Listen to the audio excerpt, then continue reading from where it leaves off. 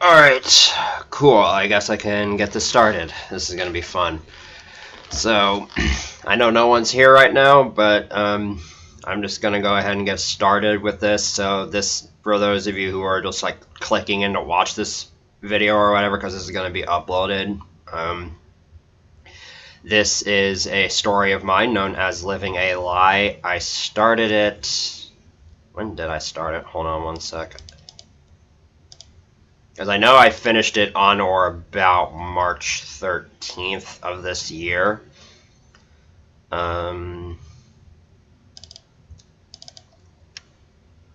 Actually, wait, I don't even have the original doc anymore. I'm stupid. I started sometime in December of 2020 and finished it in March of 2021. So, yeah. Last year, over the summer, I did a read-through of this story's other counterpart, Under Protection, and I figured it would just be fair if I did both of them. So, same rules apply as always. I'm not going to be having like any music playing. I'm not really going to bother with like voice imitation or anything, and I'm not going to put that much effort into like acting stuff out. So, and I'll probably be taking a lot of breaks for drinks and whatnot. So let's just get into it. And I'm reading this on the Google Doc copy. There's the commands and the title for you can enter in chat to access the stuff related to this if you want to. Okay, whatever. Let's just get started. So almost this entire story is told from the main character's point of view, which is Kiara. That is her name. So just keep that in mind. Anyway.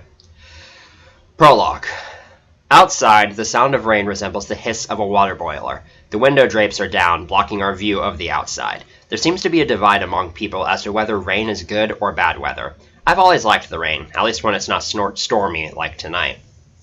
Water is such a fascinating substance, and to have it pouring down on you non-stop is a great stress reliever. Not to mention it makes for great white noise, especially at nighttime. With the weather keeping us indoors, tonight is a perfect night for what we're about to do. I'm sitting on the living room couch next to my twin brother, Ryan. Ryan has his laptop out and is sifting through his Gmail account. In the lower left corner of the page is the Google Hangouts tab, where there are windows for a few group chats he's in. One of them is titled Sam C, which he clicks on. He then starts a video call with the account. Three rings go by before the call is responded to. Presented on screen to us are 6 faces. They are our friends from back when we lived in Missouri just a couple of months ago. Sam, the owner of the account, is centered on the screen with his girlfriend, Elle, nesting her head on his shoulder. Behind Elle is Avery, and on Sam's other side are Skylar, Heath, and Luke. Ryan unmutes his microphone and says to them, "Hey guys!" The others respond with smiles, waves, and generic greeting phrases. "How are you guys doing?" Skylar asks. "Never been better," I smile. "And you?" The replies are mostly things like good and fine. "How's assimilating back into your old life?" Heath asks. "Honestly, it hasn't been easy," Ryan laughs. "You just appear from home without explanation and don't come back for 2 years, and you miss out on a lot." "I'll bet your friends were thrown in for a loop when you told them what happened," Elle chuckles. "Oh, they were, believe me," I smirk. "A few of them have actually heard of you guys before. I don't think we ever realized just how famous you were." "It's a blessing and a curse," Luke sighs. I laugh at that for a moment. I can only imagine what it's like for them. "You know, even though it's great being back in Minnesota where we belong, we really do miss you guys," I tell them, putting on my best pouty face. Ryan nods along. "Aw," Avery says. "We miss you, too." "Anything exciting happened to you since we left?" Ryan asks. "No, not really," Skylar answers. "We usually have gaps of weeks to months between crazy stuff. It's very refreshing, actually." "I bet," I snicker. "Hey, while we're here, there's something I wanted to ask," Sam says. "You said that your relocation to Missouri was your second one. What exactly happened with your first relocation? It hasn't been that long since we had to leave Georgia, but I still haven't thought about it since we've returned to Minnesota. All the excitement that went down in Missouri almost completely erased all the memories I had from that year." "Oh God," I mutter. "That's a lot to remember." "It wasn't nearly as interesting as what went down with you guys," Ryan says. "I mean, that was already tough to compete with," Heath smirks, and the others snicker.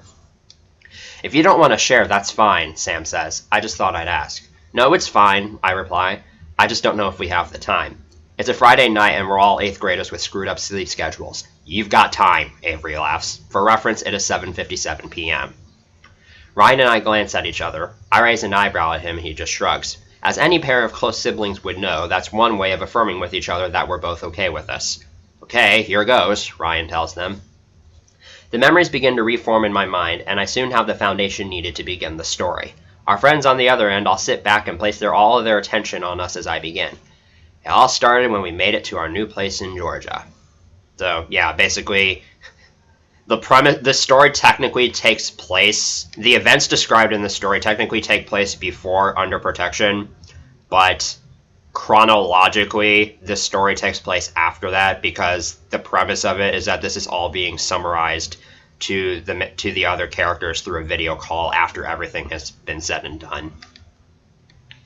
So when you look at pretty much the rest of the story, it's all in italics because this is all stuff that's happened in the past, but it's still in present tense because I just figured that would be better for telling the story and whatnot. And the actual, initiation into witness protection, that scene is at the start of Under Protection. So, the chronological order of how scenes are ordered between this and Under Protection is kind of weird. Anyways, Chapter 1, 2 years ago. We're here. For a phrase that's only 2 words long, it sure has a number of emotions attached to it. Most of the time, when you hear this phrase, it is stated with excitement and high energy. Sometimes it's even relieving to hear. It usually represents the end of what could be hours upon hours of traveling. You finally reached your destination, and the journey is over. This time around, hearing the words, "we're here," causes an onslaught of butterflies to magically enter my abdominals and begin roaming about. Since receiving the news at the motel, I've thought about nothing but. My emotions are a mixed bag. I dread what lies ahead of us, I'm nervous for what could go down, and I'm afraid for my life. My mom and that agent guy tried to play down what my dad would do if he found out about us, but I know what they meant. I think Ryan does too, for he looks just as frizzled as I. The back doors of the moving van open up and the ramp falls down. The 2 drivers run up front and start hauling away the boxes containing our stuff. As they're carrying the dollies onto the street, Ryan, my mom, and I walk outside as well. Daylight shines upon us for the first time in days, and our eyes take longer than usual to adjust. "Well, what do you think?" the agent asks us. We walk around the van to take a look at our new place. Our new house appears to be a 2-story mansion-like building. It doesn't have the high level of classy features like fountains or a fancy garden, but that's not to say it couldn't have been a cheap purchase. Its walls are made of brown, shining wood with silver jutted-out stripes to complement it. Every surface glimmers under the sunlight. Ryan gapes in awe at what we see. I just stand there and look at it blankly. As impressive as it looks, this mansion means nothing to me. I have no emotional attachment to it, positively or negatively. I don't know if I ever will. The movers open up the garage and start unloading boxes inside. We'll probably unpack later. Our agent kindly ushers us forward. "Right this way," he says. As we walk up the solid white, paved pathway to the front door, I glance around to see what surrounds us. This house marks the end of a dead-end street. A few other houses of similar size and design can be spotted far behind the moving van. Leading to them is a street that slopes down at about a 30-degree angle. I bet our lack of next-door neighbors was a conscious choice. The front door has one of those silver streaks with no discernible shape to it.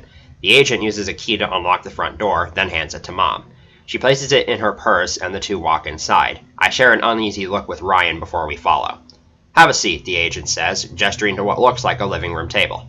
He sits at the far end of it, and Mom and Ryan each take a seat next to him. I sit next to Ryan. There's 2 other seats that I don't think we'll ever use. Something tells me we won't be having company over. "Agent Williams, this place is fantastic," my mother gleams. "Of the 3 of us, she looks the happiest to be here. She seems to be totally okay with being told that she can't live as herself anymore." I always knew my mother could be wacky sometimes, but I never thought she'd be this odd. "Thank the program. We've got a lot of money funneled into it," he chuckles. "I can't keep it in anymore. I have to be honest with how I feel." "Okay, this doesn't make any sense," I sigh. "You think it's okay to drag us halfway across the country and tell us we have to change our names, and you didn't even talk to us and make sure we were okay with it first?" I motion between Ryan and I. "It's a tough situation, dear," Agent Williams sighs. "With how quickly we had to act, there wasn't any time. Even if there was, I hate to say this, but we can't really give you a choice." "Who says?" I yell. Ryan reaches for my arm and I lightly push him away. My mother grumbles, one of the few times in my life she's ever shown any sign of frustration towards me. "Lily?" I cut her off. My name is not Lily. Miss, if I may, Agent Williams asks Mom. She releases a deep flow of air through her nostrils, then nods at him. He stands up and begins walking back and forth across the room, speaking to us all the while. For over 20 years, your father was in charge of one of the largest drug-dealing organizations in the country. This includes 3 years up until you two were born, after which your mother divorced your father and left him to raise the 3 of you, that should say 2 of you. Screw it, I'm not editing it, you're just going to have to deal with it, on her own. Your mother has known about his operation this whole time, and has agreed to testify against him in court so that he can be put away for good. But why do we have to be brought here? What's this whole witness protection program stuff? Ryan asks. Kids, remember that evil professor and his league of minions from Cars 2? My mother asks us. Ryan and I both nod. Pixar movies have been a huge part of our lives for as long as I can remember. Cars 2 might not be up there with the rest of my favorites, but there were moments I enjoyed. Personally, I love Cars 2. Just saying. Your father ran his business almost exactly like that. He was the boss, and he organized his employees into a pyramid, where he was on top. If he found someone playing dirty for his crew, or if he knew of an outsider who had too much information on them, he would send his men out to find them and kill them. Hearing the word kill makes my breath get caught in my throat. The fact that my mother went through that sentence with no hesitation leads me to believe that this is nothing new to her. It also makes me afraid for my life. The dots are all connecting in my brain. My mother knows enough about my dad's company to put him in jail. My father knows that my mother knows. Therefore, my mother would be someone he'd want to kill. Ryan and I are likely bonus targets to him, or he could use us as a means of getting to Mom so she won't testify. Agent Williams verifies that for me. Last month, she gave us a tip that enabled us to locate his base of operations and shut it down. But he escaped from the scene, and we haven't been able to locate him since. So, until we're able to find him and take him into our custody, your family's safety is at stake. Your father has associates all over the country, most of whose whereabouts are unknown to us. He's probably in contact with them as we speak, telling them to find you. That's why we have to place your family into hiding. He won't be able to find you if he doesn't know where you are. It's almost as if you've all vanished into thin air.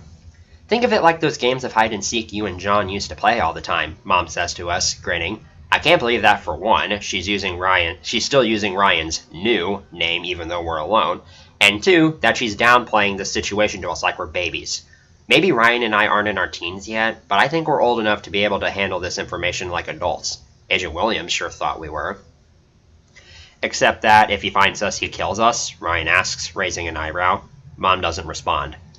So what do we have to do? I ask. Nothing you haven't been doing already. Go to school, do your homework, keep your noses clean, and do as your mother says, Agent Williams answers. The only difference is that from this point forward, you are now John and Lily. Do not refer to yourselves by your past names to anybody. In fact, you're probably better off calling each other by those names even when you're in private, just so you'll get used to them. I'm offended that he used the term past names. Kiara is my name. It was my name before, and it's still my name now. There's no past about it. It was the name I was given at birth, not Lily. You kids have nothing to worry about, he continues with. We're not asking much of you. I understand this is new to you, and you're probably confused and scared about all of this, but I promise you that we'll do everything we can to make this transition as comfortable and manageable for you as possible. Easy for you to say. You're not the one being told to change their identity, and that screwing up could cost you and your family their lives. His smile conveys comfort and trust, but it doesn't make me feel any better about all this, or hopeful for that matter. Alright, I'll leave you alone for now, since you've got a lot of work to do. Give us a call if you need anything. Agent Williams tips his hat to us, revealing a balding head. He then walks out the door and shuts it. My mom gets up and asks us to help her with packing. Ryan goes with her and I stay behind. I need time to mull over this. A lot of time. This little dash here signifies a break within the... It's like a time skip, sort of. It's a way for me to combine multiple scenes into one chapter without having to, like, include awkward transitions or anything.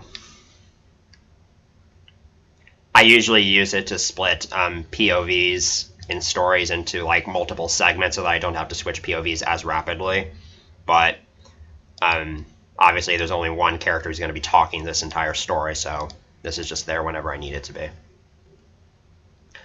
Well, there's one plus to our new place. At our old house, the neighborhood we lived in had a lot of families with dogs, and they had a thing for barking throughout the entire night, making it a living hell to sleep. With us being so far away from any other houses, this is no longer an issue. I'll still need some time to get used to my new bed, though. It's not easy falling asleep in a bed you're not used to, in a room you've never been inside before. I haven't finished unpacking yet, so most of my room is just filled with boxes. My bed is queen-sized, with long, fluffy white sheets and 2 large, just as white pillows. It feels weird not having Ryan sleep right above me. At our old house, Ryan and I would sleep in a bunk bed. He wasn't the biggest fan of it, but I enjoyed it. It's nice having your brother to accompany you in the night. Going back to my previous point about adjustment, I've been lying in bed for at least 2 hours and have not gotten a wink of sleep. It's not just that this is a new environment either, I'm just flat out not tired. I know Agent Williams said they were going to make this as comfortable and manageable as they could for us, but something tells me this is not going to be something they'll be able to help me with. Lily, Dan, those names don't even fit us. Then again, I doubt any other name would. How are we expected to just adapt to new names on the fly? I've been living as Kiara for over 11 years, and I'm supposed to just start going as Lily. I have to remember that every time I introduce myself, every time I write my name on a paper, every time I sign something. What happens when I slip up? Are we going to have to move again? What if my dad finds out? I get chills simply thinking about that. I don't want to imagine what he'd do to us. There's a soft knocking at my door. It creaks open, and my brother's head pokes inside.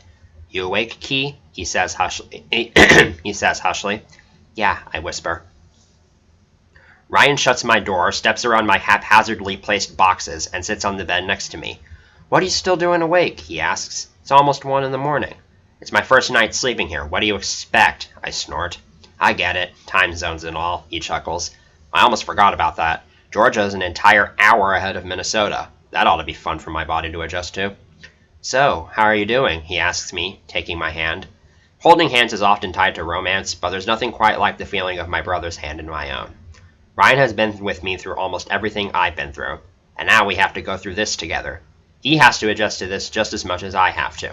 That's one thing that makes me feel less stressed about this. I don't know, I sigh. This is just so much for me to take in. I get it. He shifts his gaze away from me. Nobody says this is going to be easy. I don't think I can do this, Ryan. I begin to choke up and my eyes begin to water.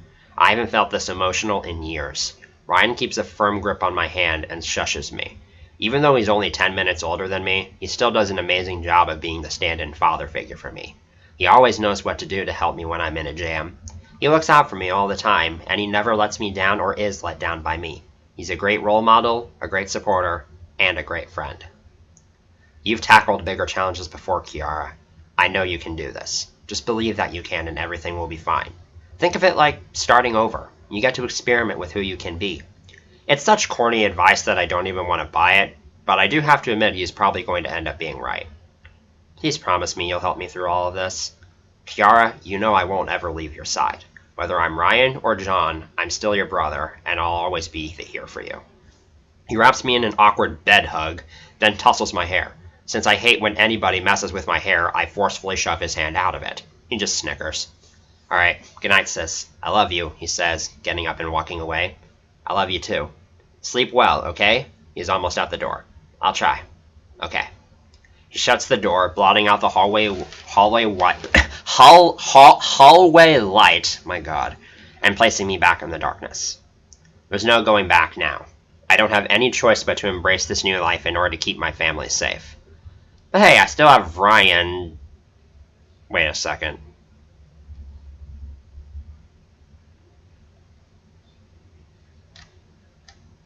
I'm confused. Hold on.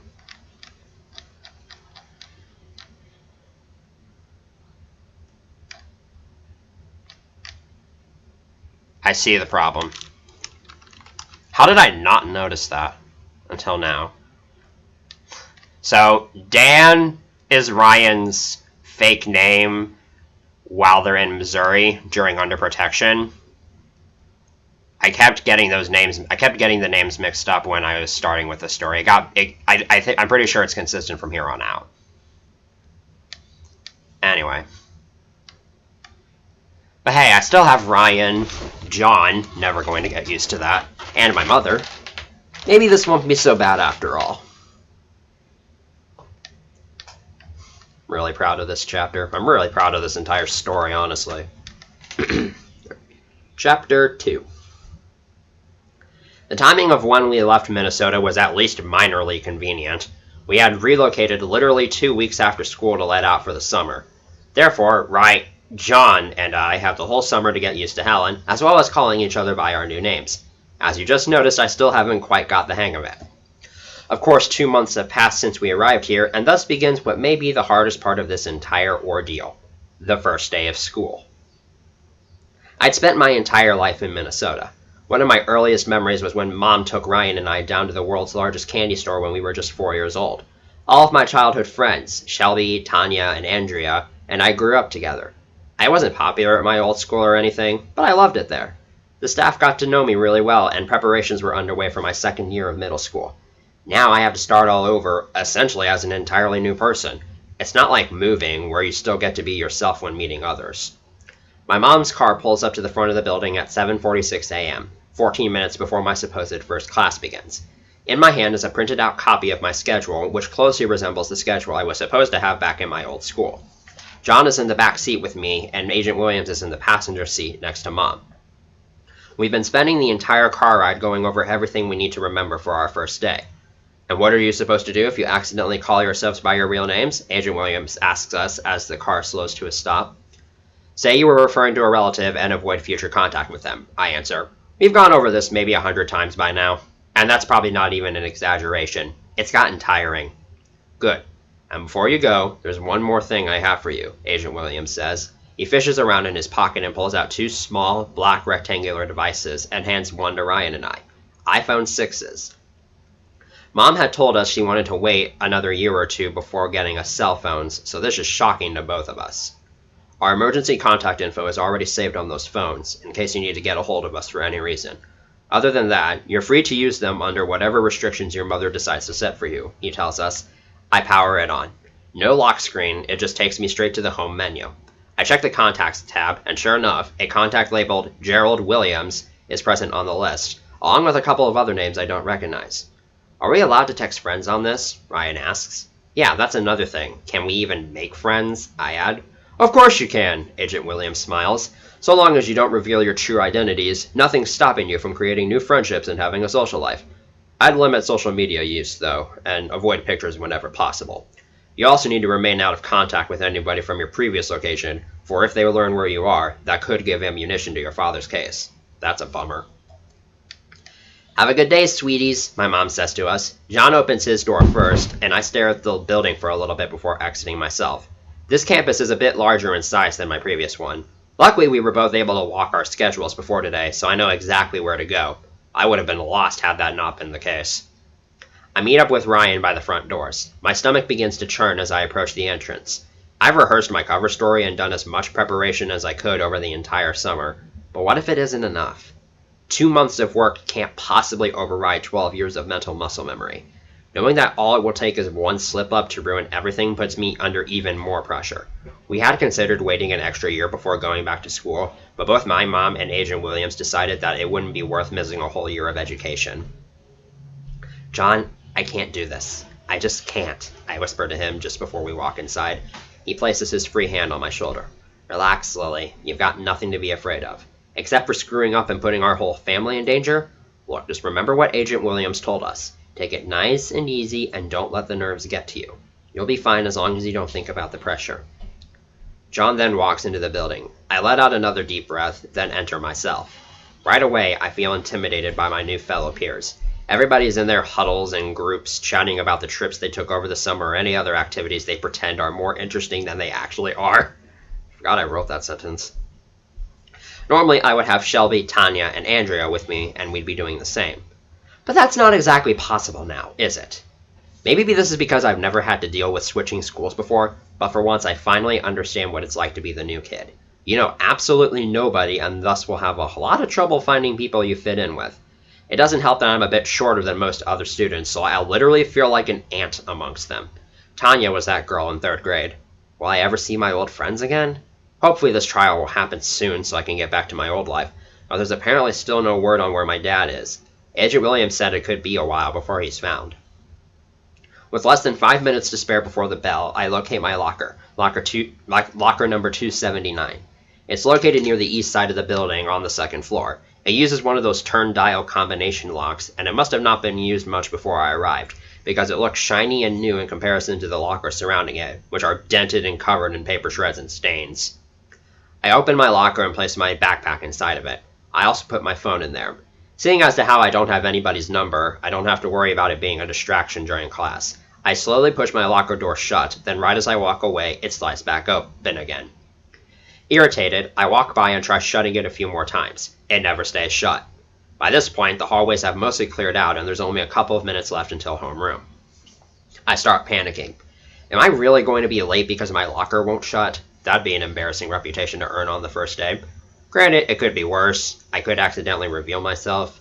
But I'd still like to remain under the radar. I wonder if Agent Williams would be willing to let us relocate if I end up being known as that girl. You need some help there? Startled, I turn to my left to find a tan, dark-haired girl who's an inch or two taller than me. She has on a short, white skirt, dark leggings, white tennis shoes, and has her hair tied up in a braid. She has on a hot pink backpack and is holding a blue binder. No, I'm fine, I lie. These lockers are really fickle. You have to put a little oomph into them sometimes, the girl tells me. She grabs my locker door and slams it shut. This time, it stays shut. There you go, she smiles. Thanks, I reply. The girl sets her binder down and holds a hand out to me. I'm Elizabeth. I go by Lizzie. I shake her hand warily. Warily. Lily. I feel bad for lying to her about my name after she was so kind to me. It also feels weird calling myself a name that isn't Kiara. I don't know if I'll ever get used to this. Nice to meet you, Lily. Are you new here? Yes, I just moved here over the summer, I reply, being careful not to give out too much information. The girl nods, then places her stuff into her locker, which is 2 to the left of mine. Where are you off to? She asks me when she shuts her locker. I look over my schedule to see who my homeroom teacher is. Mrs. Wesley. No way! So am I! What a coincidence. Come on, I'll show you the way. We arrive less than a minute before the bell. Thankfully, our lockers aren't too far from the classroom. Mrs. Wesley's room is full of posters related to history, and a quick look at my schedule confirms that she will also be my history teacher for this year. There are about 20 desks in here with only half of them filled. Lizzie walks ahead of me to her seat, and I get stopped by Mrs. Wesley. She looks to be in her mid-40s with long, blonde hair, clearly dyed, a skirt decorated with purple flowers, black dress shoes, and black glasses. She seems friendly enough. You must be Lily, our new student, she says to me. I nod uncomfortably, already feeling like I'm receiving too much attention. Well, welcome aboard. We're glad to have you, she smiles. Take any seat you want. I survey the room for my choices. There's a couple of boys playing paper football with each other near the right side of the room, and the kids on the other side seem to be in a world of their own. Lizzie is sitting near the back, and she looks to me and pats the seat next to hers. Seeing as to how I have no better choice, I take it. Sitting in the back is preferable for me anyways. The less likely I am to be noticed, the better. When the bell rings, nobody gets up to leave. Lizzie leans over to me and whispers, for the first few days, we go to homeroom for about half an hour before going through our classes. Your homeroom teacher stays the same for all 3 years. I nod to show my understanding. Good to know, I guess. Alright everyone, welcome back, Mrs. Wesley says to the class. I hope you all had wonderful summer breaks. Before we begin, we have a new student among us. Oh, uh-oh. Please don't tell me she's doing this to me. Lily Cooper, will you stand up, please? I slowly rise from my seat. Everyone's eyes on me gives me that same feeling most people get when they have to do a report in front of the class. I glance over at Lizzie, and she smiles, gives me 2 thumbs ups, and mouths, "You've got this." Would you be so kind as to tell us about yourself? Mrs. Wesley requests. This is my first real test. I give myself a couple of seconds to make sure I properly remember the cover story I was given before reciting it. Well, my father was in the military, so we have to move around a lot. For the last 3 years, I lived in Detroit. Last summer, he went missing in action, so my mother had to sell our house and find a job here.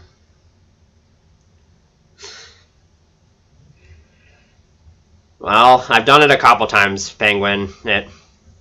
I haven't done this. I've only done this like twice, ever. Also, hey. The class seems to buy it. I just hope nobody has the curiosity to try and fact-check that. Well, we are so sorry for your loss, Lily, Mrs. Wesley says sorrowfully. We are so happy you're here, and we'll do the best we can to help you fit right in. Isn't that right? As expected, nobody else in the class cares enough to give any sort of response.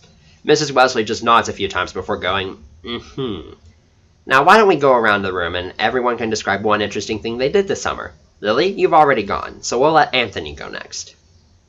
I stopped listening after that. I let myself flop back into my seat, thankful that that's over. Lizzie shakes my shoulder to get my attention. You did great, she whispers to me. I weakly smile back at her. Hey, let me see your schedule. I hand her my schedule, and she looks over it for a few seconds. Yay, she exclaims, too cheerfully. This girl must really want to be my friend. We have 3 classes together. She shows me our 2 schedules side by side. Sure enough, we have 3rd hour math, 4th hour gym, and 6th hour English together. We also evidently have the same lunch period. I'm not sure if that's a good thing or a bad thing. And in case anybody's curious, right, dang it, John and I don't like having classes together, so our only shared periods are 7th hour history and lunch. I'm amazed that the program was able to work this all out for us. 20 minutes of introverted people telling generic summer stories and typical first day protocol later, a dismissal bell for 1st hour rings. We have a grace period of 4 minutes to get to our next class, and for me, that means I have to scurry. My first class is science, which is all the way on the top floor of the building. As I exit, Lizzie says to me, Hey, I'll see you in math. See ya, I reply before we part ways. Lizzie sure is friendly. I'll consider it a good sign that she got to be the first person I met here. I'm just not sure if I should let myself get attached.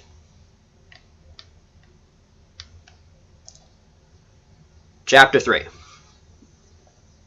4 classes with nothing noteworthy happening later, it's time for lunch. This school supposedly has 3 lunch shifts, just like my previous one, and I have the first shift. Upon entering the lunchroom, the first thing I do is scan the room for John. I spot him sitting at the table that's located dead center in the room. He makes eye contact with me as soon as I see him and waves to me. Both of us bring our lunch from home, so I make a direct beeline to him without needing to stop for anything else. As I sit down next to him, John takes notice of my sweaty body and remarks, They sure did a number on you, didn't they? You try having PE right before lunch, I sigh. John smirks. Sis, I had PE 1st hour. I'm fit as a fiddle. He's always been the brawn of the family. I got blessed, or cursed, depending on how you look at it, with the brains. Well, I'm sorry that I'm not as athletically inclined as you. Yeah. He takes a bite out of his sandwich, then asks me, So, how's your day going? First of all, stop talking with your mouth full. It's something he only does periodically, but it's still disgusting. And to answer your question, fine, I guess. I've only been called on 3 times today. He lowers his voice by about half. And you haven't said anything about... No, John. I say nothing more than that in case somebody overhears our conversation. Agent Williams specifically told us to keep any talk about our secret, even if it's just to each other, minimal when we're out in public. Then, out of nowhere, Lizzie plops into the seat to my left. She has a tray filled with a couple of biscuits, a carton of milk, some peas, and a small bowl of what I'm guessing is ranch. Hey, Lily, she says. Hey, I reply, with no energy to my voice. It's not that I don't want to be around her, we just didn't make any arrangements to sit together. Besides, I've only known her for less than 4 hours, and that's not nearly enough time to grow super comfortable with a person. Lizzie seems to read the tone of my voice accurately. I'm sorry, did you not want me to sit with you? I can move if you'd like. No, you're good. She's already sitting down, so it wouldn't do any good to tell her to get up. Who's this? She asks, looking at John. I'm John. I'm her older brother, John replies. You don't look that much older, she observes, puzzled. We're twins, I tell her. He's only 10 minutes older. Ah, that explains it. And you are? John asks. I'm Lizzie. Dang it. Lily and I met in homeroom, and we have a few classes together. He and Lizzie reach past me to shake each other's hands. Nice to meet you, Lizzie. Lizzie smiles. You seem awfully nice. John chuckles to himself. Well, I like to think I woo the girls in my classes with my loving language and charismatic charm. You lied 3 times in that sentence, I tell him. Hey, you know you love me. That's questionable. Lizzie snickers at our exchange, and I sneak in a prideful smile to myself. Suddenly, I feel something hitting me in the back of the head. It's not a soft blow either. It's only a glancing blow, but it still stings. I look over my shoulder and spot a girl walking behind me to my left. The object that hit me is a lunchbox that I'd imagine is full. Hey, excuse you, I call out. The girl turns around.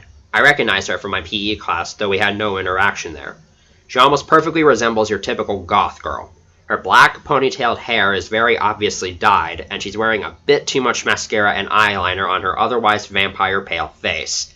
Her attire consists of a black and purple shirt, tan pantyhose, and hot pink sneakers. All that's missing are the ear and nose piercings. She's probably too young for those. Oh, I'm sorry, she replies, pretending to be apologetic. You were so far below my vision, I didn't even see you there. That's such an obvious lie, it's actually pathetic. Seriously? Picking on her for her height? That's a new low, Lizzie snorts. It's not just her height, but it is collateral damage that adds insult to injury, the girl smirks. What did I do to you? I ask. Nothing. But as the new girl, you start at the lowest possible bar on the social hierarchy. It's the duty of people like me to keep you there. Hey, lay off my sister, John growls. Him standing up for me brings me both relief and embarrassment. Thankfully, our exchange is going mostly unnoticed by the other students. Aw, you need your older brother to protect you? That's almost as pathetic as how you performed during gym class. While harsh, I will admit she is not untruthful about that. That's her last remark before she turns around and struts over to a table with other girls. Right away, they start giggling with each other, and I don't think it's because of some funny thing one of them said. Who's that brat? I ask Lizzie. I would have called her another word, hint, female dog, but I'm not that into swearing. Not yet, at least. Olivia McElroy, Lizzie grumbles in reply. Not really a popular girl, but she's spoiled rotten by her parents. She'll pick on anyone she deems inferior, and no one really tries to stop her. Great, I mumble. Just stay away from her and try to ignore anything she says to you. You should be fine, she tells me. I nod, not really believing that I'll be fine, then take another sip of my water. Okay, so let's see. On my first day, I made a new friend and a new enemy. Based on those two things, it's really hard to predict what will happen in the future. Speaking of drinking water, I should probably do that myself.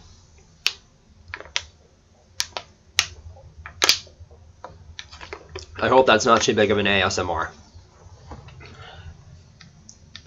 Okay. So these three italicized dashes introduce the third-person omniscient, I think, narrator, which basically means that this narrator knows every emotion from every character.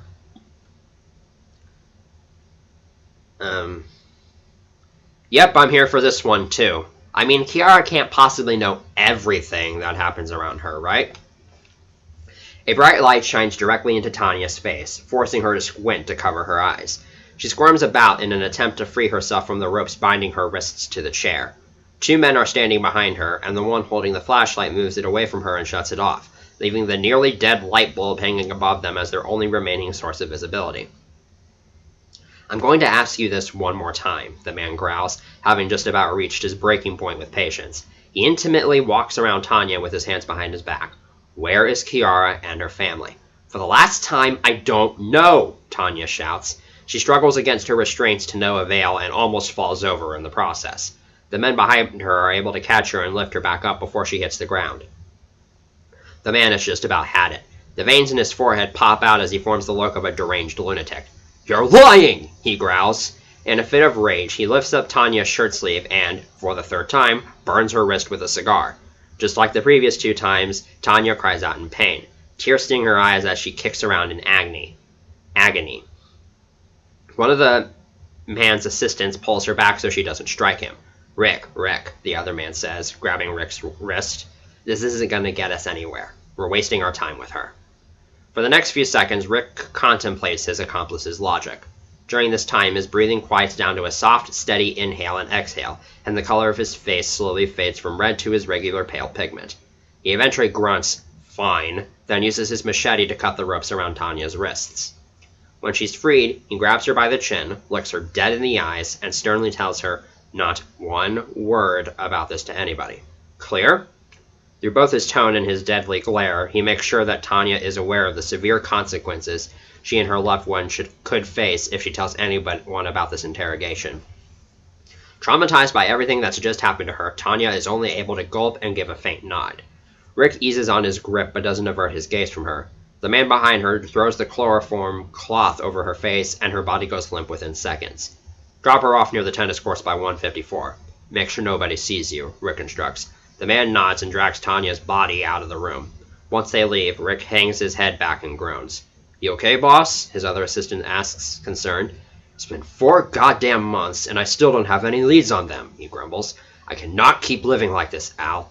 I need to get back on my feet. You think this is Gerald's doing? Al asks. Of course this is Gerald's doing, Rick replies furiously, throwing his hands up in the air. I just don't have a damn clue where he could have taken them. Al chuckles and offers a fake suggestion. Why don't you just ask? Believe me, I would if I could. The man's going to protect that family as if they were his prized possessions, Rick answers. Shaking his head, he feints palms and walks to a corner of the room. This period of near isolation and hiding from the law has really taken its toll on him, and it's starting to show. Wary of his boss's mood, Al tries to shed some light on the situation. Well, it could be much worse. You could be in prison by now. Rick doesn't turn around to face Al, but his response contains less agitation and grunt than his previous runs. That's true. Caroline's makeup artist is coming over here in a few days, and after that I have to wait on Finn and Joe to get me my new ID. His next statement is uttered under his breath. Speaking of which, Caroline better not fuck me over by blabbing to the feds. Al places a supporting hand on Rick's shoulder. I wouldn't worry too much, boss. Things are looking great for you, he says hopefully. You'll get back out there soon. I hope so, Rick mutters, barely swayed by his assistant's positivity. If I can't even get a clue on their whereabouts within the next few months, it's only a matter of time before they find me. Okay. I'm not going to spoil anything that happens in Under Protection, but all this makes so much more sense when you understand the plot twist that happens in that story. Although, if you were to read the stories in chronological order, you would already know that. And so this would just be kind of like early. If you were reading this beforehand, this would be like laying early hints or whatever, but you would be reading this knowing that you would read this knowing what he really means instead of what you would just assume he means. Anyway. Chapter 4. This is a great chapter. Chaos is about to erupt on our living room TV. John and I have been spending the past 10 minutes or so playing some Mario Kart Double Dash on his Nintendo GameCube. According to him, it's an older game from an older console, but it's still one we can both enjoy. He has the Wii one as well, but I despite motion controls. We're playing on 2-player 150cc Grand Prix mode. Now, I want to make it abundantly clear that I have never, ever played Double Dash. And as such, it is very possible that some things in this chapter are inaccurate. So, I did the best that I could. And, of course, our next track in line is Baby Park. Every time we race on this course, it's always, well, an experience, to put it lightly. The race begins, and John, who's playing as Petey Piranha and Baby Mario, quickly bursts into first place. My character combination is Daisy and Bowser Jr., my arbitrarily random preferences. Neither of us know anything about which characters or carts are the best, so we just take whatever. We merely play for entertainment and to spend some time together as siblings. That doesn't mean we take it lightly, though. Our family is naturally competitive. During our race, we spend less time focusing on the game itself and more on small talk. So that Lizzie girl seems nice, John says to me. I guess, I shrug. What, you don't like her? I mean, I do. I've just never met someone so peppy. I make the second of 2 turns in the first lap, and a red shell from one of the computer players flies right into me. For those unfamiliar, Baby Park is the simplest example of a racetrack ever. It's basically a NASCAR track in that it's an ovular shape with no fancy twists or alternate paths anywhere, except you make right turns instead of left turns. The race is 7 laps long, which is just long enough for the track to be overcrowded with items as the race goes on. Hence why I said that chaos was about to erupt. Watch your 6s there, sis, John smirks. Ha ha, I snort. I surpass him for a brief moment, then he knocks me out of the way and into a wall. In the amount of time it takes me to recover, 3 CPUs pass me, knocking me all the way down to 5th place. Anyways, what's wrong with being peppy? John asks, getting back to our previous conversation. I don't know. Nothing, really. It just kind of threw me off guard that she was so eager to want to be my friend, you know? I guess that makes sense. John advances to his 3rd lap, and I match his lap count just a few seconds after, having made up a lot of ground since the end of lap 1. John is in 2nd place with a CPU ahead of him, and the CPU gets hit by a blue shell. This would have allowed John to surpass him, except he also gets caught in the explosion, so I'm able to advance ahead of both of them. Hey, Key, you mind slowing down a bit? Give me a chance to catch up? John laughs. He's already back to riding my tail. I choose to not correct him using the incorrect name for me. We are in private, after all. What, you're too embarrassed to lose to your own sister? I smirk. Bad timing on that part. I won't run right into a banana after saying that. He blows right by me. As both of us enter our 4th laps, John says, That Olivia, though. She sure is a bitch. Hey, language, I tell him. John's a bit more comfortable with profanity than I am. I'm serious. She had no right to treat you like that. A CPU with a chain chomp rams right into me, and the item barely expires before it can reach John. By now, the track is littered with bananas, fake item boxes, and green shells flying everywhere. I'm just gonna try to ignore her. That's probably my best option. Good idea. I don't think she'll bother you if you don't bother her. Yeah, I'm just hoping she gets bored of trying to get a rise out of me and leaves me alone. The front door opens and our mother walks inside. John pauses the game so we can talk to her. Hi, Mom, we both say. Hi, sweeties, she replies. How's work? I ask. Fine. Nothing that would interest you kids, I assume, she chuckles. Our mom is primarily an accountant, which lies beyond both John and I's knowledge. It makes good enough money for a family raised by a single mother. Thankfully, after moving, she didn't need too much time to find a new job. That was partly Agent Williams' doing. Mom sets her briefcase on the kitchen counter and hangs her coat up. How was your first day of school? She asks. Fine, I answer. Lily made a new friend, John tells her. Oh, really? That's so cool, John exclaims. Yeah, her name's Lizzie, I say. John and I make eye contact and I raise an eyebrow to him. This is to let him know to not say anything about Olivia. He gets the nonverbal signal and nods. As twins, we've developed our own ways of getting messages across to each other privately. Well, I'm glad to hear that your first days went so well. She starts heading upstairs to her room. John unpauses the game, and the first thing that happens to me is I get hit by a CPU with a star active, then a green shell that hit a wall at the perfect angle to fly into me. This places me all the way back to 6th. Ugh, darn it, I growl. Tough luck, John smirks, crossing the finish line to begin his 5th lap. Oh, you're on, I scowl. Dinner's ready.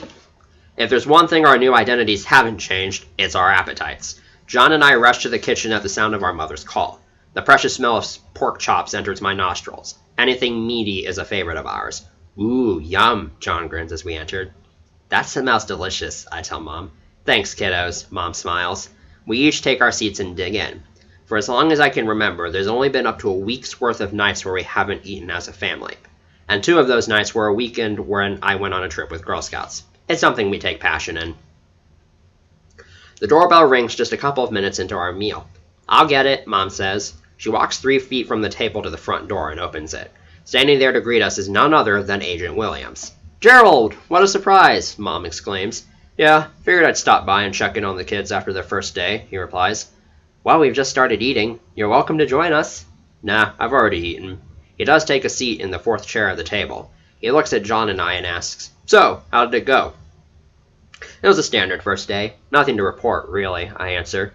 You kids been making friends? Yeah, Lily met a girl named Lizzie today and they hit it off right away, John tells him. Wonderful. It's always important to maintain a social life, even during times of uncertainty. We go back to eating our dinner while Agent Williams initiates a conversation with our mother. We've received words that associates of Richard have been making efforts to get in contact with some of your relatives. He talks quietly as if he doesn't want to hear us even though we're sitting right next to him. Have you been able to track them? Unfortunately, no. They were contacted via email, and we were unable to track the IP address from which the emails were sent. We presume whoever contacted them used some private server. I insert myself into the conversation. Excuse me, but should I be worried? No, honey. Your father's nowhere close to being able to find you, Mom replies. We had him tracked down to a location down in Boston, but he's fled from the area, and the person he was staying with, a previous ex-girlfriend of his, is refusing to cooperate with us, Agent Williams adds. We have her and a couple of his past workers in custody, though, and we're hoping to get more to reduce your father's chances of finding you. That makes sense, John nods. The more people you have in custody, the less likely one of them is to find us. Exactly, Mom says. All right, I won't take up any more of your time, Agent Williams says, standing up. You folks have a pleasant night. You too. Thanks for stopping by, Mom replies. John and I just wave goodbye to him. He tips his hat to us before walking out the front door. The rest of our meal is mostly eaten in silence. I can't help but feel very uncomfortable about the conversation I just overheard between Mom and Agent Williams. It's so unsettling to know that my father is still out there, and that he's taking any measures he can to track us down. What happens if he threatens to hurt someone from my mom's family, or our friends from Minnesota? My mind drifts to Shelby, Tanya, and Andrea. I don't know how I could live knowing that any of them were hurt because of him. Neither John nor my mother seem to be as uneasy as I am, nor do they sense my uneasiness. And maybe that's for the best. If we all spend our time fretting over this, then we'll never be able to live our lives. Though something tells me that sooner or later, we might not even be able to live our lives anyways. How long have I been going for? Not even 50 minutes, damn. So we're, I think 25% of the way through already.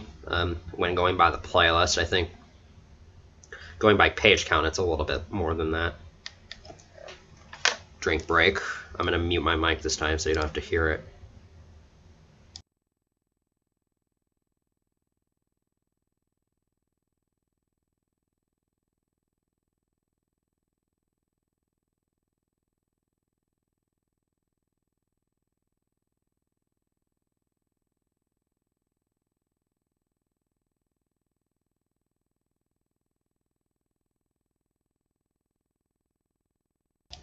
Whew.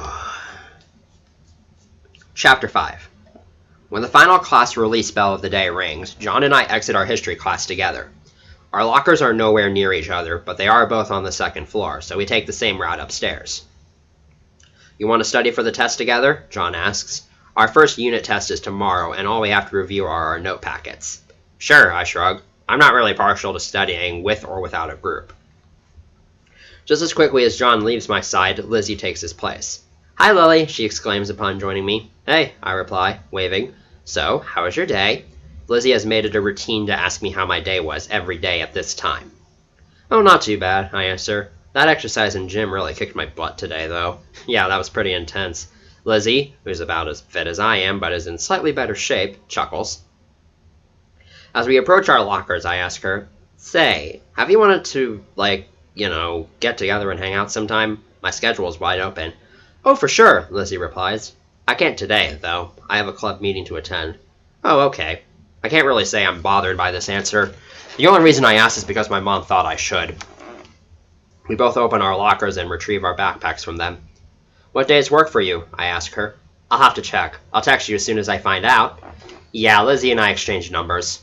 So far, she's the only contact in my phone that isn't a U.S. Marshal or someone from my family. Alright, I'd better get going, Lizzie says, shutting her locker. Have a great rest of your day. You too. Lizzie heads off, and I continue stuffing all of my binders into my backpack. The moment I stand up, something whacks my rear end. I already know who it is, but I still turn around to face her. That was not necessary, I utter to Olivia. As I fear, she hasn't let up on bullying me since the first day. This is the second time that it's been physical. Usually she just makes an offhandish remark that I ignore. You know, I admire how patient you are, Olivia smirks at me. Most people wouldn't be able to go this long without snapping at least once. Well, contrary to what you may think, I don't anger easily, I tell her. Oh, well, maybe this'll help. With that, she shoves me into the wall of closed locker doors. The entire backside of my body, especially of my head, sears with pain. Olivia and the three other girls with her enter a fit of laughter. I stand up slowly and brush myself off. Okay, that was not entirely pleasant, I mutter. When Olivia realizes that this didn't work either, she looks to her three friends and tells them, Girls, plan B. You know what to do. The three of them nod, then move towards me. Two of them grab me by the arms and carry me into my open locker. As hard as I fight against them, I'm unable to escape their grasp. My shoulders and hips are forced through the narrow opening of my locker, and before long, my entire body is inside. Then the locker door is slammed shut. Make yourself comfortable in there, Olivia snickers. She and her three buddies walk off, laughing and high-fiving each other. They leave my backpack and any of its loose contents behind. I start banging on the inner part of the door. Hello? Can someone let me out? I call out. The few people still getting stuff from their lockers are either too far away or walk past me without noticing a girl trapped in her locker, with her open backpack close by, banging on it and calling for help. While I'm not exactly claustrophobic, it should be apparent that a confined space such as this is not comfortable to be in. The locker is maybe a millimeter wider than my shoulders are, and my waist is brushing up against the walls. The door presses up against my chest and stomach, making it harder to breathe than it already is. It's honestly amazing that I fit in here at all. Minutes pass without another person walking by. There are slits in the locker, but they're way too small for my fingers to fit through. Even if they could, I doubt I could reach the padlock, and I can't see well enough to properly enter the combination. John has soccer practice until 5, and I don't expect Lizzie to return after her club. Since I figure I'm going to be here for a while, I try to sit down, but the best I'm able to manage is a squat. Eventually someone does walk by. The little slits of vision I have aren't enough to let me make out who the person could be. When they walk past my locker, the figure pauses, then walks up to it and knocks on it. Is someone in there? A male's voice asks. Yes, I'm in here, I yell. Can you get me out? 1 sec. I hear the sound of keys jingling, and a few seconds later, the door opens.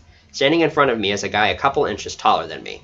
He has messy, black hair, brown eyes, and is wearing a black sweatshirt and jeans. Around his shoulder is a small blue bag whose contents are unknown to me. Hey, he says awkwardly to me. Hey, I reply, just as awkwardly. You able to get out? I try to step outside my locker, but my hips get caught on the inner walls. Oh, hang on, I mutter, praying that nobody else is watching us. I rotate myself sideways and shimmy myself out. It takes a bit of force, and a little bit of help from the boy, to get my waist through, and from there I slide right on out. Thank you, I tell him, panting from how much work that took from me. I use this time to shut my locker, brush off my sore body parts, and look around. Shockingly, my backpack is still where it was. How'd you know my locker combination? I ask the boy. I don't, he answers. I'm a student volunteer for the janitorial staff, and they gave me this key that can unlock any door in the building. He waves around a small key ring with the key in question. I'm Kent, he says. The name comes out of my mouth less hesitantly than it used to, but it still feels strange. I'm Lily. Lily? Like the flower? Yeah, I chuckle, blushing.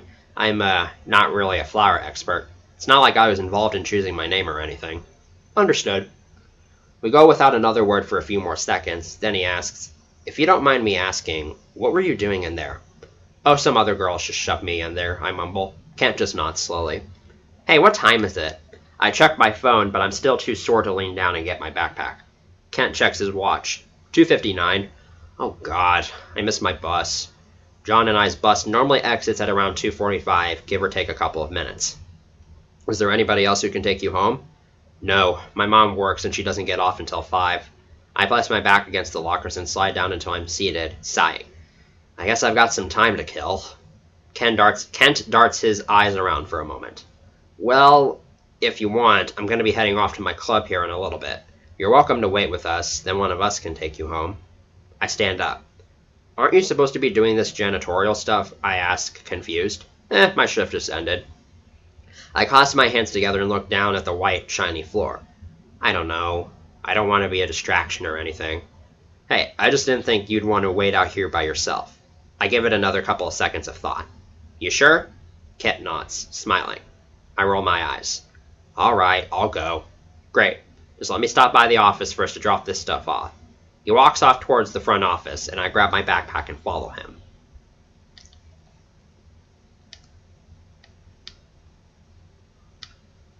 Don't really have much to say about that one. Chapter 6. Following Kent's trip to the front office, he takes me to the same classroom where my math class is held. Already there are 2 students, 1 male and 1 female, who I don't recognize. I do, however, recognize Lizzie, much to my surprise. And, to my dismay, Olivia. There is no teacher present. Lizzie spots me almost instantly. Oh, hi, Lily, she exclaims to me, waving at me. What brings you here? She missed her bus and I just figured she could use some company while she waits for a ride home, Kent explains. Much like Lizzie, Kent seems to be good-hearted and kind. I'm not sure if I like him yet or not, though. I'll need a little more time to decide. Oh, okay. We finish at 4, and I can take you home then, Lizzie says. Great, I smile. Olivia is not as pleased to see me here. Really? You're letting her join us? She sighs. She won't be a bother, Kent tells her. The sigh and facepalm that follows gives me the impression that Olivia must act like this often. Good to know that I'm not alone. You two know each other? The other girl asks, looking between Olivia and I. I don't want to bring up how she was the one who trapped me inside my locker, so I just nod and say, mm-hmm. The less drama I stir up, the better. Olivia crosses her arms and turns away from me. What kind of club is this? I ask. We're the math team, the other guy answers. He has extremely dark skin and, much like Kent, a black sports hoodie accompanied with sweatpants. He looks built to be a basketball player. The other girl has a complexion similar to that of Lizzie's, with dark, straightened hair, a purple and white blouse, and white tennis shoes.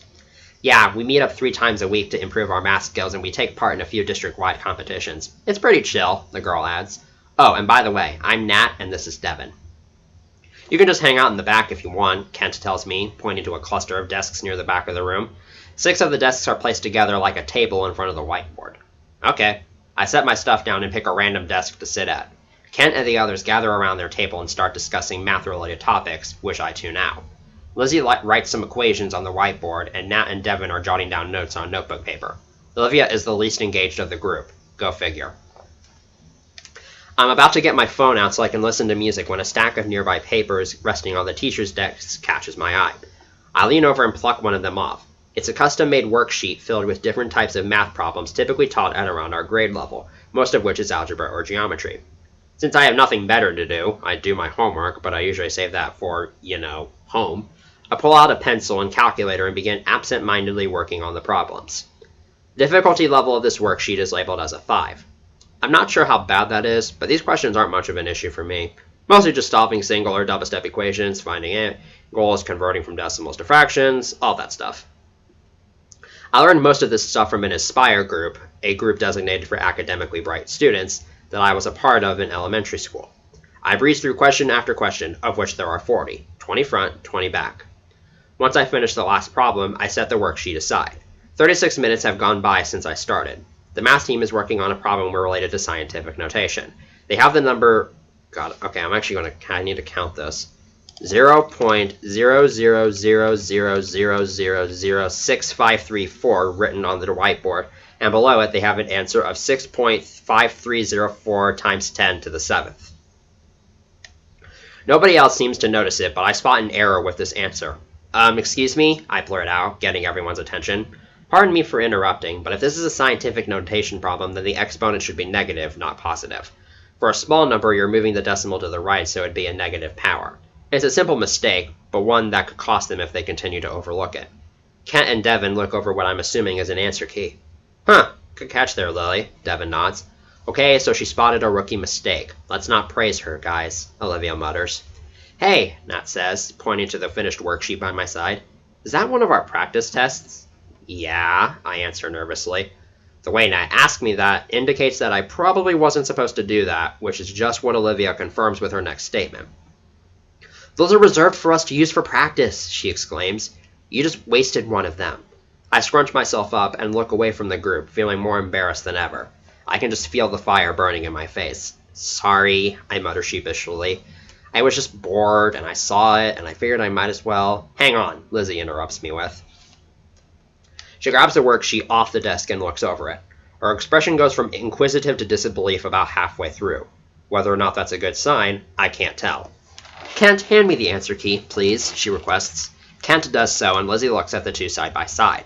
Her jaw drops open when she finishes. She actually checks it a second time, after which she looks even more shocked. Kent, Nat, and Devin glance over her shoulder to get a look for themselves. Is something wrong? I ask. Lily? Did you do this on your own? Lizzie asks, not taking her eyes off the papers. Yeah. You got all but 2 of them correct. The other team members let out mini gasps and begin whispering to each other. Lizzie hands the 2 papers back to me. My worksheet has red markings on it, most of which are check marks for correct answers. The 2 I missed had to do with finding the circumference and radius of a circle, one of my weak spots. Is that good? I ask.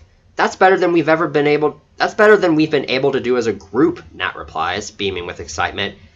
Everybody, even Olivia, looks very impressed. Are you some kind of math whiz or something? Devin asks. I blush again, this time humbly. I don't know. Math just clicks with me, I guess.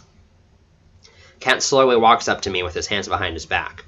You know, we do have room for one more person, if you're interested. I almost can't believe what I'm hearing. Really? I exclaim. Hold it, Olivia interjects. We're letting the new girl be on the team? The amount of privilege you have to have in order to get away with saying something like that, let alone both in front of the rest of your team and the new girl in question, is just incredible. And mildly offensive. Olivia, with brains like hers, we could actually win the tournament for once. It has been a few years, Nat tells her. Olivia glares between her and I, then shakes her head and grumbles. Fine, whatever. If it's what you all want. The rest of the team looks back at me as if asking me, So? You in? Kent asks. I give it a second of thought before giving my answer. Sure! Yay! Lizzie squeals.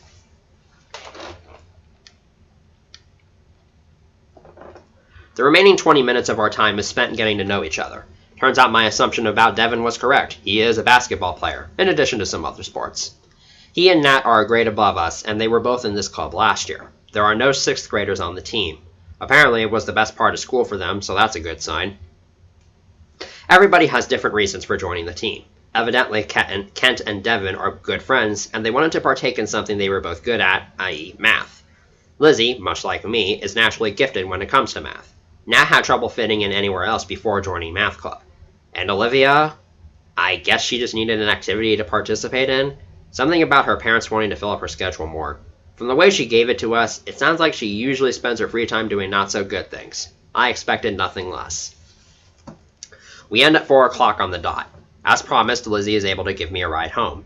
I text John to let him know as we're walking outside. Here's our schedule for the year, Lizzie says, handing me a sheet of paper. We meet Mondays, Wednesdays, and Fridays from 2:50 to 4. Also, you'll see when our monthly district competitions are held, as well as the big statewide tournament. You think you can handle all of that? I believe so, I reply, taking the sheet from her. I'm hoping, and assuming, that Lizzie will be my source of transportation from these meetings. Oh, and since this is a Georgia High School Association sponsored activity, you will need to pay an entry fee of $25. Try to have that sometime this week. Okay, I want to clarify real quick. They are in middle school during the story. The reason why I decided to have this be a sponsored activity from this, I did Scholar Bowl in my 7th and 8th grade years, also in middle school, and that was also sponsored by the Missouri High School Competitive Association. I don't remember what the acronym is, but I did have to pay for that as well. Anyway, got it. Lizzie's dad's car is in the driveway. Lizzie hops into the back seat, and before I can join her, I get stopped by Kent. Hey, see you around, he says to me, waving. I wave back. See ya. Then Olivia tackles him from behind. He shuts his eyes tightly and grimaces before turning around to face her. Yes? So, you want to get together and hang out sometime? She asks. This is not the Olivia I know. She has a bright smile and her hands poised behind her back. Kind of like the tropey nervous girl. Kent sighs. Olivia, for the last time, I'm just not interested. Oh, I'll get you to change your mind, she snickers before strutting off. Kent looks back at Lizzie and I, rolls his eyes, and walks back inside. I'm going to guess this isn't the first time she's asked, I whisper to Lizzie. You'd be right. What a surprise. Drink time.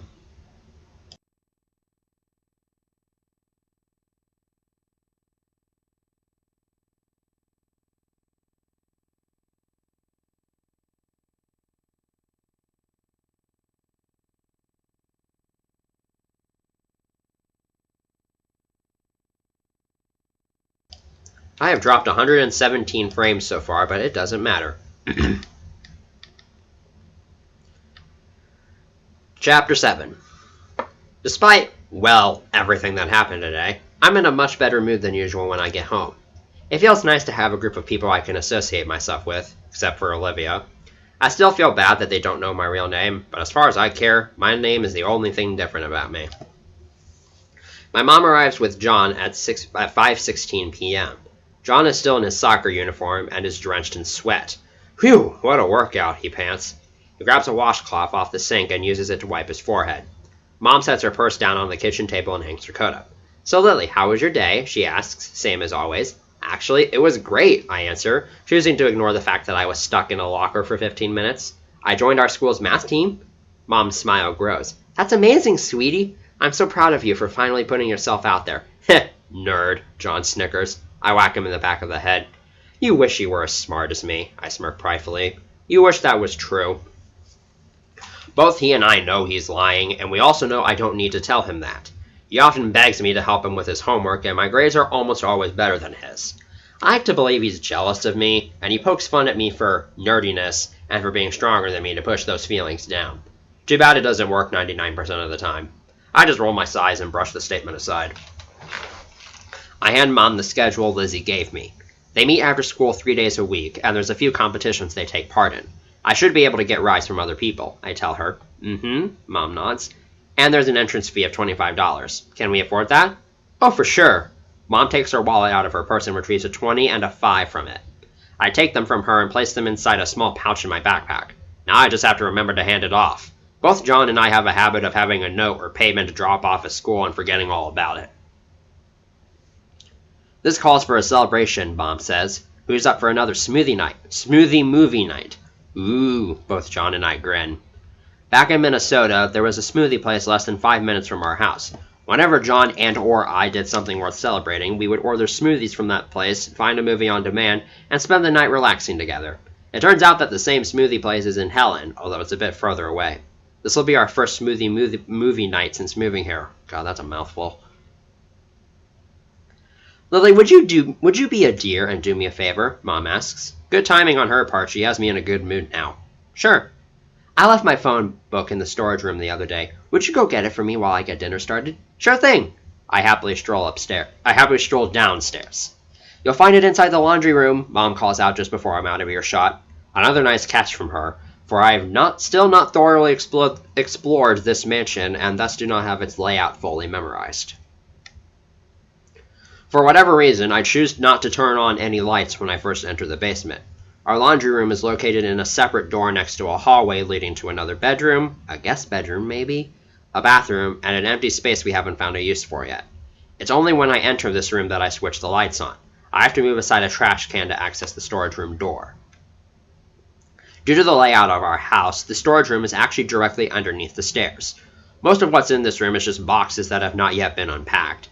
The paint is cracked in a few spots and it could use some Febreze. The light bulb in this room is activated by a string attached to the ceiling rather than your traditional light switch. I find the phone book shortly after entering the room. It's just sitting on top of some boxes. I pick it up and it's rather heavy. Its weight was holding the box flaps shut, so they open up when I lift the book off. I'm about to walk away when I get a glimpse of what's inside the box. Mom probably won't have dinner ready for another 20 minutes or so I figured I've got some time to check this out. I set the phone book on top of an empty box and open this one up. What I find inside are 6 small envelopes stacked in 2 groups of 3. Most of them are red and a couple are manila.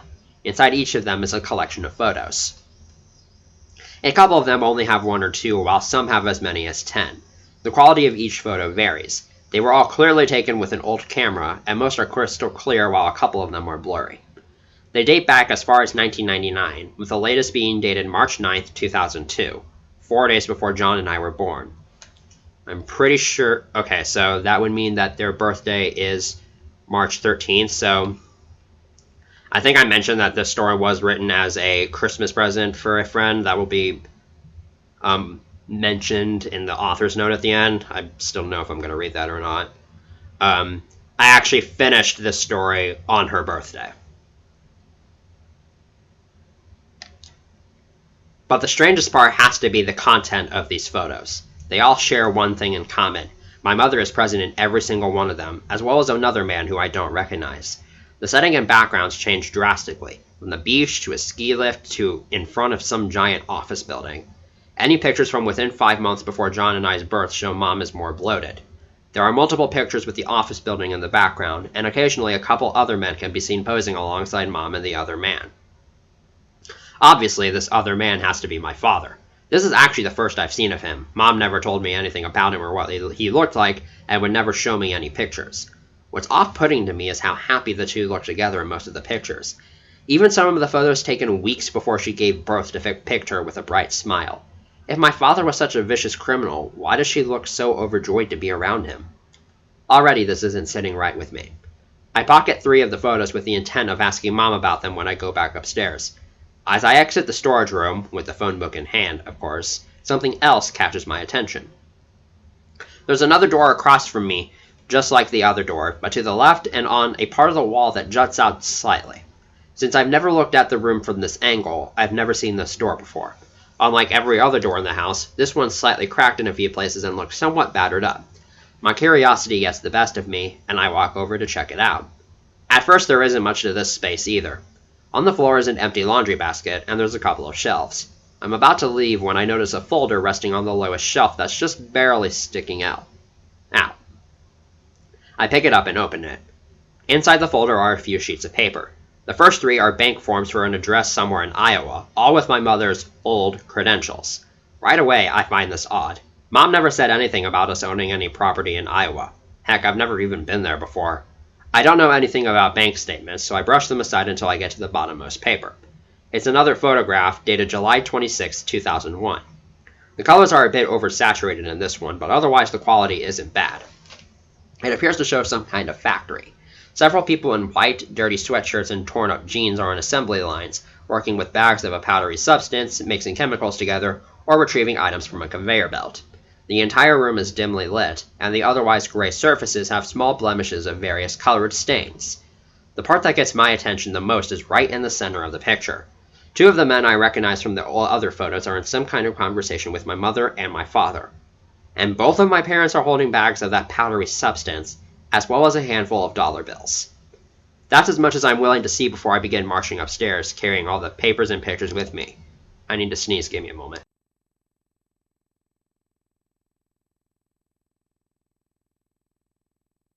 You didn't hear it, but that was the weirdest goddamn sneeze I ever given.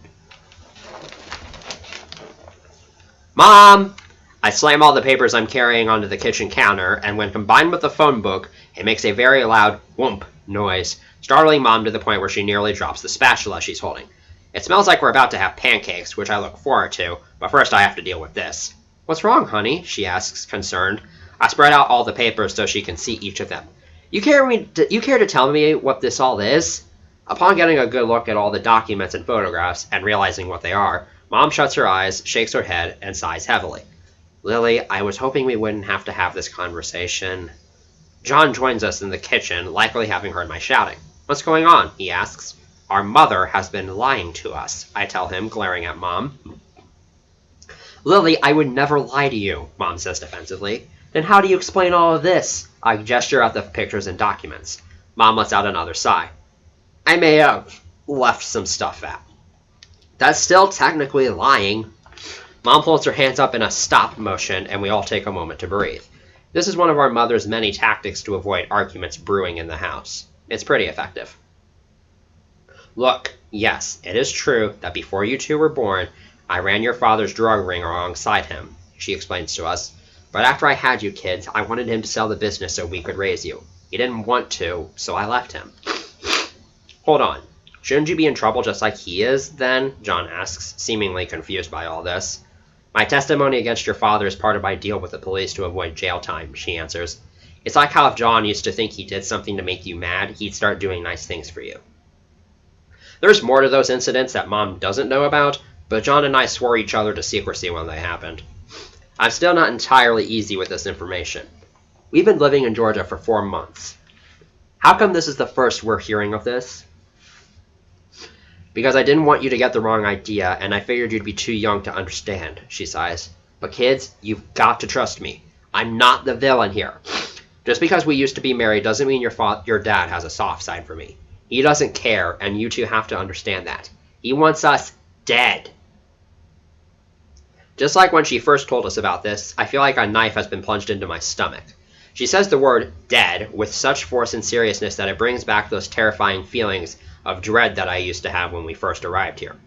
This isn't like when we were younger, when John and I used to say Mom would kill us whenever we did something bad. This is like dead. Are we in trouble? I ask, my voice much quieter than before. No, of course not. Mom's voice is much softer than before. You just stumbled across something I didn't intend for you to see, and we all got a little heated about it. I'm still not sure how this all started, Ryan says. I'll tell you about it later, I tell him. Well, right now, you kids need to get ready for dinner. It should be ready in a couple of minutes, Mom says. I know I said earlier that I was looking forward to having pancakes, but I had almost completely forgotten about it during the discussion. John and I run upstairs to wash our hands, as we make sure to do every time we're about to have dinner. I notice that John is less worried about this new knowledge than I am, though that could just be how it appears. I have way more questions now than I already had. Is Mom telling the truth? Did she really leave him so she could take care of us, or was there something else involved? Why is our father out to get John and I when we haven't done anything wrong? We're only 12 years old, but with everything that's happened recently, I've come to realize that we're not kids anymore. The time of living in bliss, ignorance, and acting innocent has come to pass. We're moving targets, and our father is the one aiming for them. Okay, I love this entire chapter.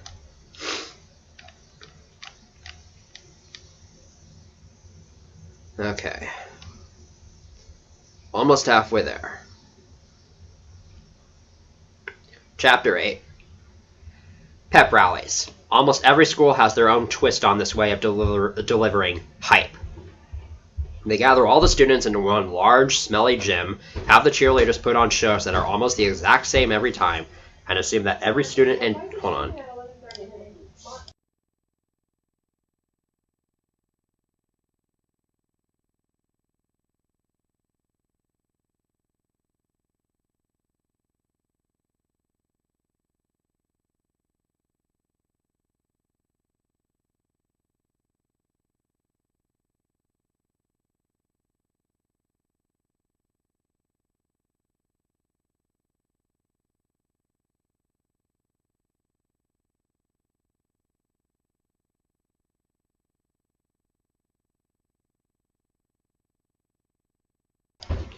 I just want to make sure you couldn't hear my sister there.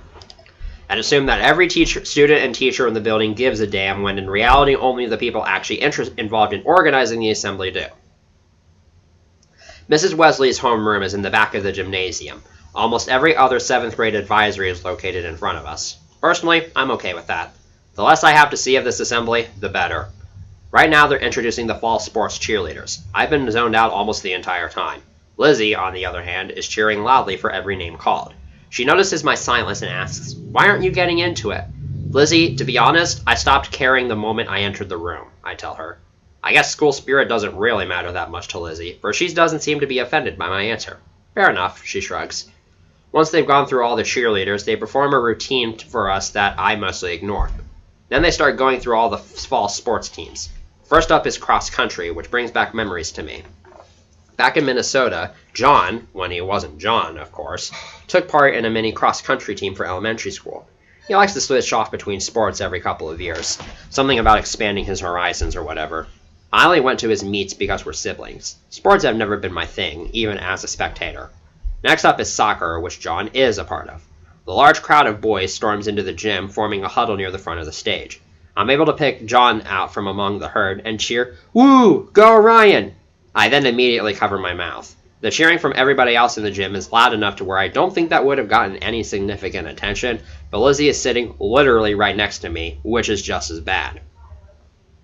I start to tense up when Lizzie looks my way, puzzled. I only have a couple of seconds to think of a quick lie that will get me out of this. "Who are you cheering for?" she asks. "I said John," I tell her, as confidently as I can manage. Fortunately, Lizzie shrugs this off too. "Huh, so darn loud in this gym. I must have misheard you," she says. "Yeah," I fake chuckle. The football team comes out and Lizzie directs all her attention to them. I look away from her and take a couple of deep breaths. I really dodged a bullet there. The captains of each sports team come up to the stage, and the student council president and vice president start setting them up for a game. At this point, another body scooches into my right. It's Kent. "Kent, what are you doing here?" I ask, surprised. "I don't like being around my homeroom, saw that you two weren't that far away, and figured I'd join you," he answers. He and Lizzie exchange a wave, then he tells us, "Oh, and by the way, we can't use Mrs. Lila's room today. They're holding detention there. We'll use Mr. Brock's room instead." Lizzie and I nod. My phone buzzes, the only way I can tell is from feeling it in my pocket. There's so much talking and noise that I'm legitimately worried about going deaf.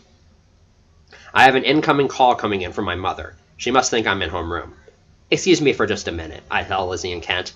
I scoot out of my seated position and sneak outside the gym, being careful to avoid getting spotted by any teachers. When I make it to the hallway, I keep going until it feels like the noise is quiet enough. The call has already been dropped by the time I stop, so I call Mom back. "Hello? Lily, where are you?" "I'm alone in the hallway next to the gym. They were holding a pep rally." "Ah. I just got a call from Agent Williams. He informed me that a girl from your old school was recently hospitalized, and based on what she was able to tell him and the authorities, they believe it was your father who got to her." That can't be good. I don't want to ask this, but I just have to find out. "Who was it?" I can hear Mom hesitating before she replies. "Tanya." My breath gets caught in my throat, and a sudden nausea brews in my stomach. I'll call you back," I tell Mom, sinking to my knees and hanging up. One of my worst fears has just been confirmed. My dad tried to use one of my best friends to get to me. I bury my head into my arms and begin to hyperventilate. My mind is racing with questions. Is Tanya okay? What did he try to get from her? How much does she know? The little amount of hope I still had remaining shrinks even further. He's tried to use our family already, and now he's used one of my former friends. How far will he go to find us? What will he be willing to do? I don't want anybody to suffer just because of us. I've tuned out any and all noises from the gym. I take a look at the clock and the bell rings in 3 minutes. They're probably getting ready for dismissal anyways, so I see no reason to return. Not that I want to. There's no way I'm going to surround myself with a bunch of excited, hyperactive kids when I just received alarming news. I'll just wait here until the assembly is over. Hey! The sound of stomping enters my ears. I look to my left and see none other than Olivia McElroy approaching me, with the look of an angry bull. Heck, I can kind of see smoke coming from her nostrils. Someone needs to give this girl an award for having the worst timing possible. Okay, at first I was only picking on you because you were the new girl, she tells me, placing her hands on her hips. But now, Miss Lily, I have a new bone to pick with you. I stand up, and for the first time ever, I notice that I'm about half a head shorter than her. That's not promising. I know that other students are going to be flooding the halls any minute now, so I aim to get through this as quickly and quietly as possible.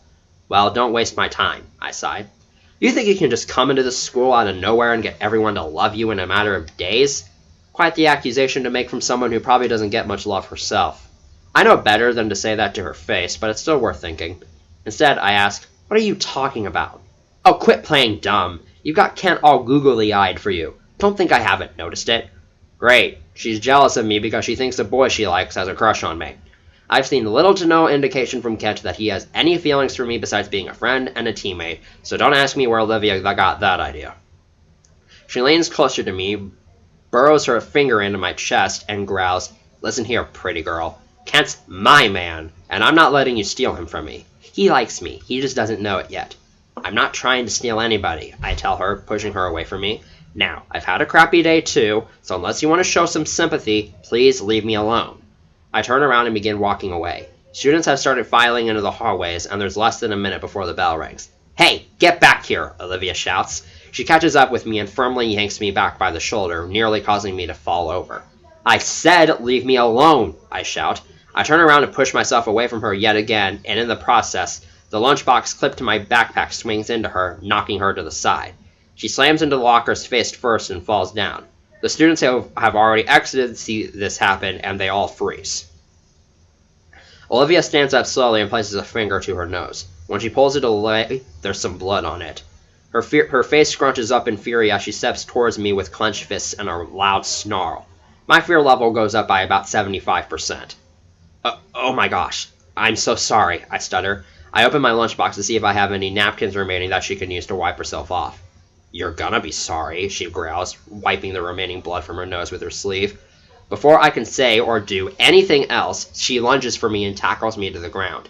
The back of my head is slammed onto the hard floor multiple times.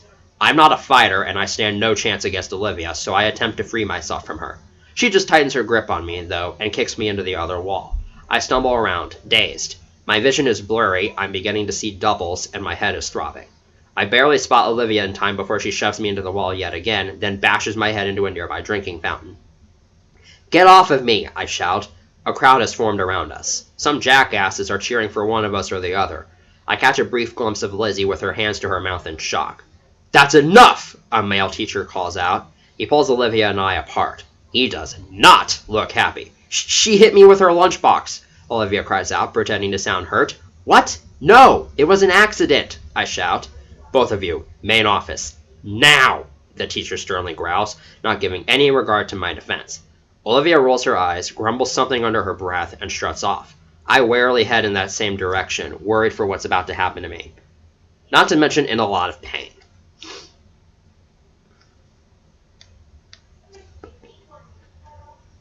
Chapter 9.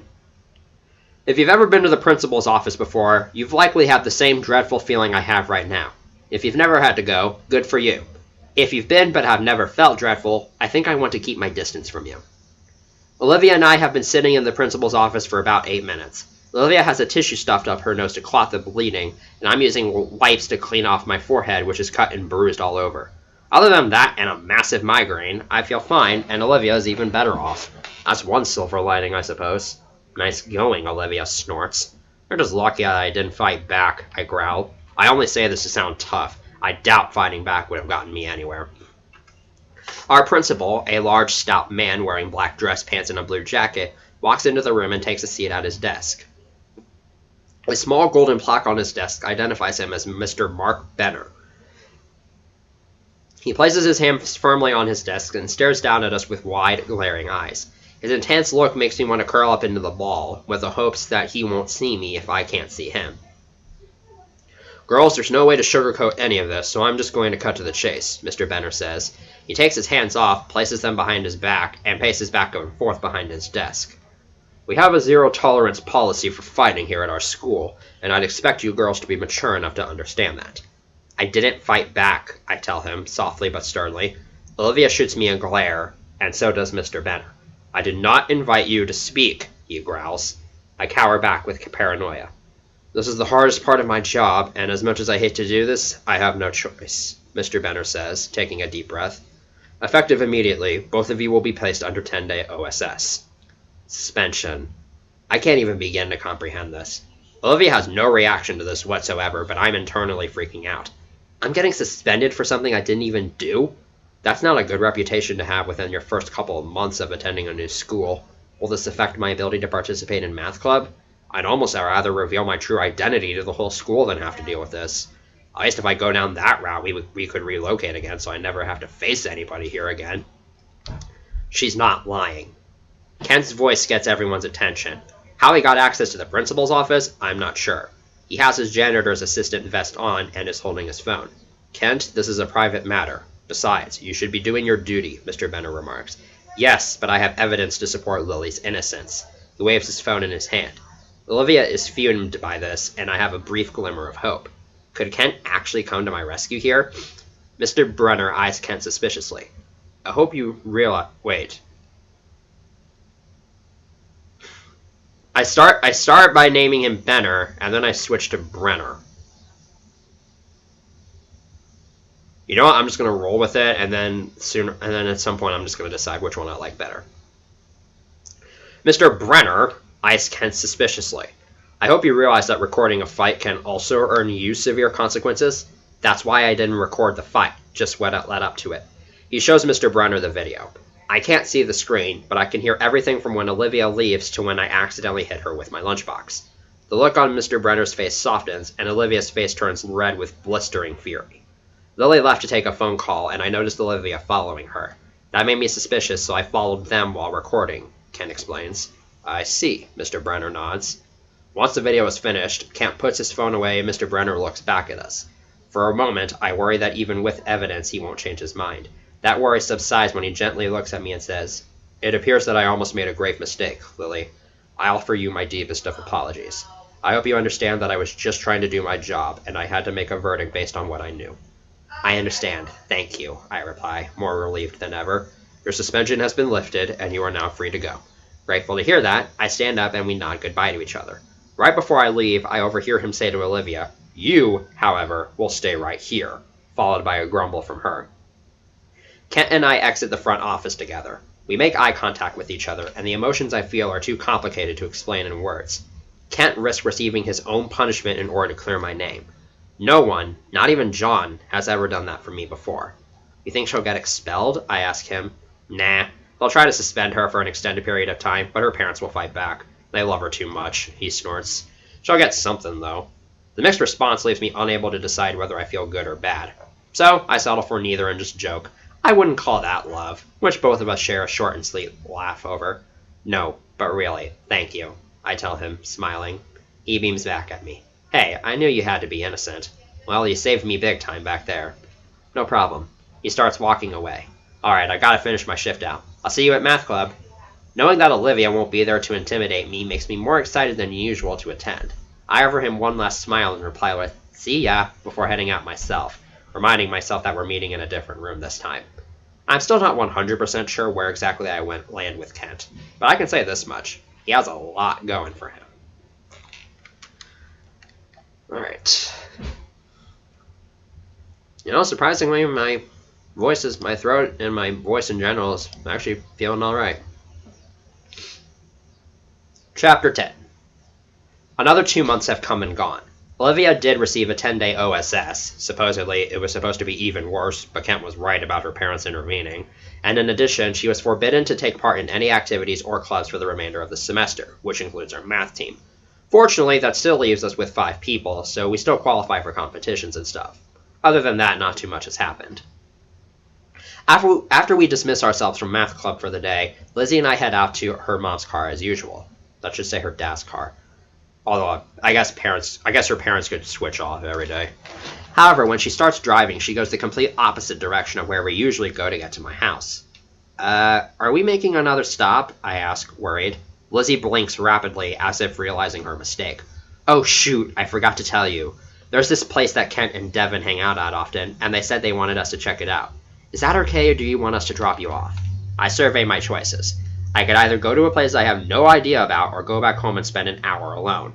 As much as I would like to just go home and relax, I don't really have any other obligations for the night, and there won't be anybody else home for at least another hour. It's fine, I tell her. Great! I text Mom to let her know. 13 minutes later, we stop in front of the entrance to some kind of nature preserve. At least that's the best conclusion I can come to based on the amount of trees there are. We hop out of the car and look for anybody else. Kent and Devin are sitting on a bench just a few feet away, so we walk over to them. Okay, you got us out here. What is this place? I ask. We come out here every once in a while just to walk around and chill, Devin answers. Just thought you girls might enjoy it. Plus, Lily's still new here, and there's a lot more you should see, Kent adds. I just nod. I've never been much of an outdoor person. Not that I like to seclude myself or anything, I'm just not enamored by nature the same way many other people are. Our mom also has really bad allergies, so we hardly ever get to spend time outdoors even if we wanted to. Shortly after, Nat shows up, and we all walk in together. The sights to see are what you'd expect. Trees, bushes, dirt, and the occasional bird, squirrel, or rabbit. The sky is partly cloudy and there's a slight chill in the breeze. It rained yesterday, so it smells murky and feels very humid. Small piles of leaves are scattered everywhere, and any trees that still have them aren't covered in too many of them. We are approaching the autumn season, so the leaves are mostly shades of red, orange, brown, and a few green ones here and there. I do have to admit that it does feel nice to be outside and getting some fresh air for once, save for the humidity. Well, what do you think? Devin asks after 20 minutes or so have passed. It's beautiful, Lizzie marvels, twirling around for no reason. Nat just gives a shrug and a poor attempt at a smile. I ask, it's nice and all, but why do you guys like this place so much? There's not much to do here. That's where you're mistaken, Devin sneers, and he and Kent exchange an excited grin with each other. They veer off from the trail and walk through a field of bushes, almost vanishing as they pass through the thicket. Lizzie, Nat, and I cautiously follow them. The bushes pick at our clothes and we almost trip several times. When we finally catch up to Kent and Devin, we are standing in front of a massive brown hill. There is an enormous patch of no plant life that spans a radius of maybe a couple dozen feet, save for some tiny bits of grass poking out. The dirt looks oddly dry considering it recently rained. At the bottom of the hill is where the bushes and trees continue. Whoa, Lizzie gapes. All three of us girls are quite amazed with this bizarre scenery. Why is this place so barren? Nat asks. There used to be a children's park here. 2 years ago it was destroyed by a massive rainstorm, and they haven't been able to rebuild it due to changes in local regulations. But for some reason, people have been digging this place out since then, which is why there isn't any grass here and it's shaped like a slope, Ken explains. Good thing he brought up that last part. I was about to ask how a playground could be built on a sloped surface. This still doesn't answer my question, I comment. What about this makes me want to hang out here of all places? Watch and learn, Devin smirks. What he and Kent do next is perhaps even more strange than the existence of this place itself.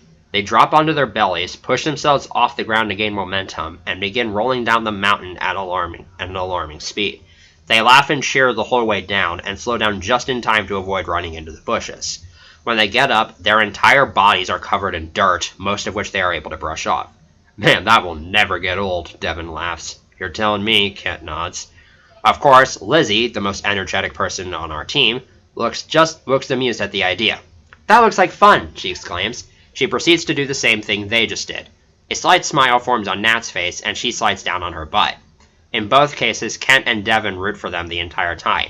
The four of them are a hot, laughing, dirt-covered mess when they all meet up at the bottom, leaving me alone at the top. Come on, Lily, try it, Lizzie urges. I don't know. It seems kind of childish, I reply hesitantly. Who cares? It's a blast, Devin laughs. Okay, if you say so, I murmur. Lol. I lay down on my back, cross my arms over my chest, and roll over clockwise, just like Kent, Devin, and Lizzie did. Before I know it, I'm picking up steam. I get a sudden adrenaline rush from the slide, which makes me whoop in excitement. The guys are able to stop me before I roll into the bushes from going so fast. Well, didn't we tell you? Devin smirks as he and Kent help me to my feet. Actually, that was fun, I nod. I do what I can to brush off my clothes, but they're stained in every which way imaginable. Thankfully, all I'm wearing is a tank top underneath a sweatshirt, jeans, and tennis shoes, so it's not like I just ruined any fancy clothes or anything or something. I just hope Mom isn't too upset about having to spend some extra time on these the next time she does laundry. Last one back on the trail has to spend the rest of the time barefoot, Lizzie yells. She, Kent, and Devin take off right away, with Nat following them a couple seconds later. The competitive side of me comes out.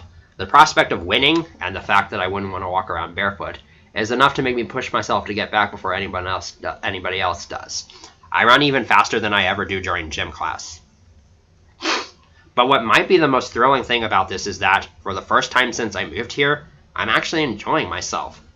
I'm laughing as I run, and I have nothing on my mind to worry about. Not my new identity, not my dad, not Olivia, nothing. I'm just out in the woods having a great time with some friends. It doesn't take long for me to make it back to a clearing. I kick up the pace as I approach the thicket and leap over it entirely with a single bound. Yes! I shout, doing a fist bump and stomping the ground in pride. There's just one little problem, though. The others are nowhere in sight. In fact, I'm not even on the trail. I somehow wandered into another clearing entirely. Hello? Kent? Lizzie? I call out. No response. Worry starts to settle over me. The worst thing that could happen in a place like this is getting lost. And because everything around me looks the same, I don't know which direction to go from here. Then I remember something obvious. I have my phone on me. Duh. I get it out and contemplate whether I should call someone, text someone, or play something loud on my phone to get someone's attention. I rule out the third option right away since I wouldn't want to attract any other being. Calling someone is probably my best bet, so I open my contacts and find Lizzie's number. Right as I'm about to tap call, though, I hear a frightening noise. Growling. I stop everything I'm doing and look towards where the noise came from. Standing just behind a pair of trees, less than a dozen feet away from me, is a red bobcat. Its eyes lock onto me, making me freeze in place. I have no idea what it thinks of me, but I don't want to take any chances. I slowly put my phone back into my pocket, and while making as little noise as I can, begin backing away. I figure that as long as I make no sudden movements, it won't see me as a threat and won't try to attack me. Well, it doesn't do exactly that, but it does continue to advance towards me. It looks curious to see me here, like it's never seen a human before. I can see its snout move as it sniffs the air, trying to get a reading on my scent. I really hope it doesn't have any desire to make me its dinner. Nice kitty, I stammer, holding my hands in front of me to try and keep it at arm's length. When the bobcat makes it through the trees, a quiet rustling comes from behind it, causing its head to dart back. It starts moving in the direction of that noise, and that's when I take my chance. I burst out of the clearing as fast as I can. That might not be the smartest decision I've made in my 12 years of living. Running from a wild predator usually gives them an irresistible urge to mercilessly chase after you. Sure enough, seconds later, that's exactly what this bobcat does. I managed to gain a good head start beforehand, but I know how fast bobcats can run. I don't bother looking behind me to see how far it has caught up to me, for doing so could mean my death. I blindly navigate through the forest until I come across a creek. From my experience with cats, I know that they usually like to avoid going into water. I'm not sure if bobcats behave similarly, but nevertheless, I jump into the water and tread my way across. I made enough distance between myself and the bobcat to where I'm able to cross the river long before it even arrives there, and I take cover behind a large rock. It glances back and forth across the bank for me, and when it doesn't find me, it snarls and walks back into the woods. I actually am not sure how accurate this is as to what would actually happen. I don't even know if you would find bobcats in a suburban nature preserve area, but just take it for what it is. Artistic license. At this point, I think I'm in the clear. I did push myself a bit harder than I should have, though. My legs are about to give out. The amount of sweat coming from my body could fill a swimming pool. I have no control over my breathing, and I even feel sick. I place my hands on top of my head to try and cool myself off, and that's when I spot a creature equally as terrifying as a bobcat. A big black bear.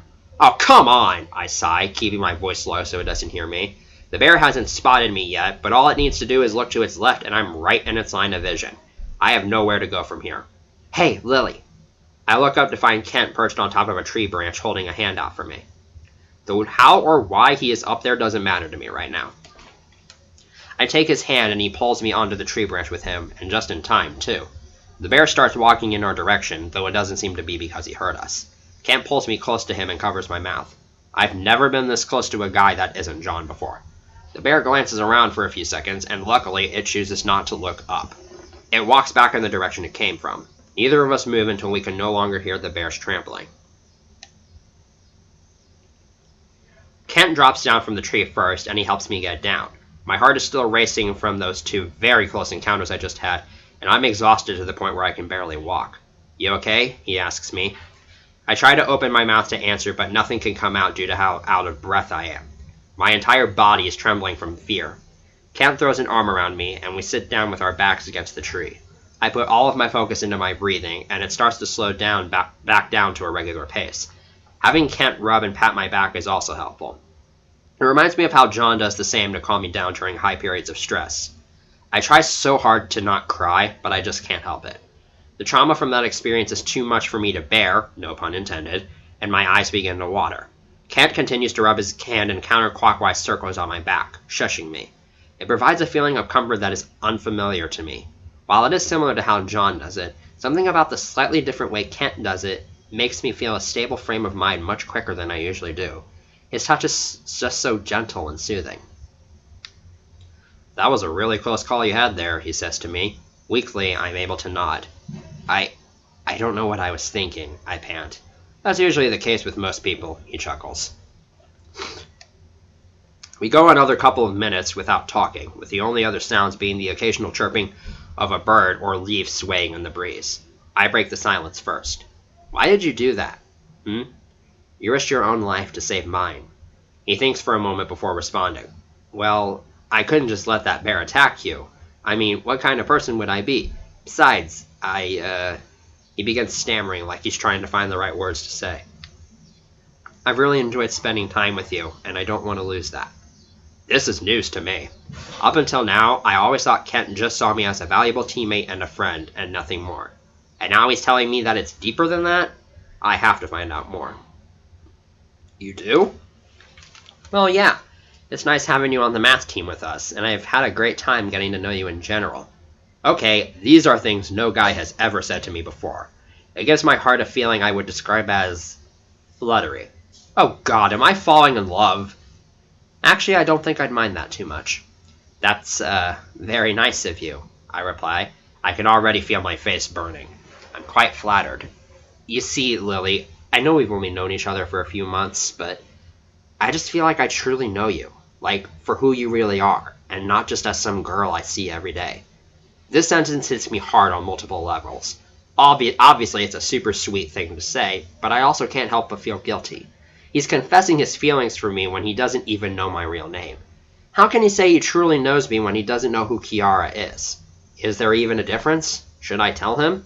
He does seem like the kind of guy who'd be able to keep a secret. Kent, I don't know what to say, I tell him. I'll leave out that this is partly because I don't know how I feel. He places a hand on my knee. Look, my point is, I really like you, Lily. You're someone I want to know more about, someone I want to become closer with. I clasp my hands together and awkwardly shift my gaze away from him. For a moment, I debate whether or not this is something worth committing to. I have no idea how much longer we'll have to stay in Georgia. If I have to leave without warning, how is he supposed to know? And what if he finds out? Then I think back to what Agent Williams originally told us, that we should continue to take every chance we get to just live our lives. I'm still the same person I was back in Minnesota. It shouldn't matter whether Kent knows my real name or not. A name hardly identifies somebody. It's one's character that makes them who they are. Maybe I haven't broken out of my shell yet, but that doesn't mean I've been completely reborn or anything. And maybe things are perfectly fine that way.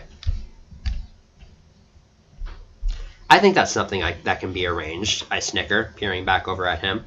I won't say that makes our status official, but I've got a good feeling about this. Kent snickers along with me, and we let ourselves cool off and quiet.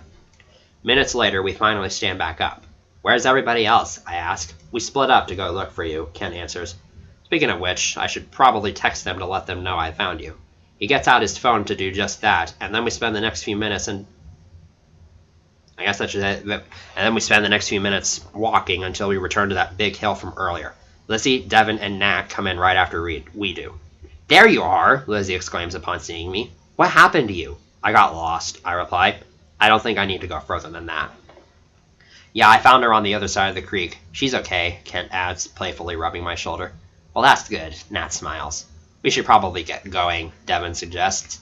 It's that time of year where the sun starts setting earlier in the day, and no one bet he wants to be wandering through the woods in the dark.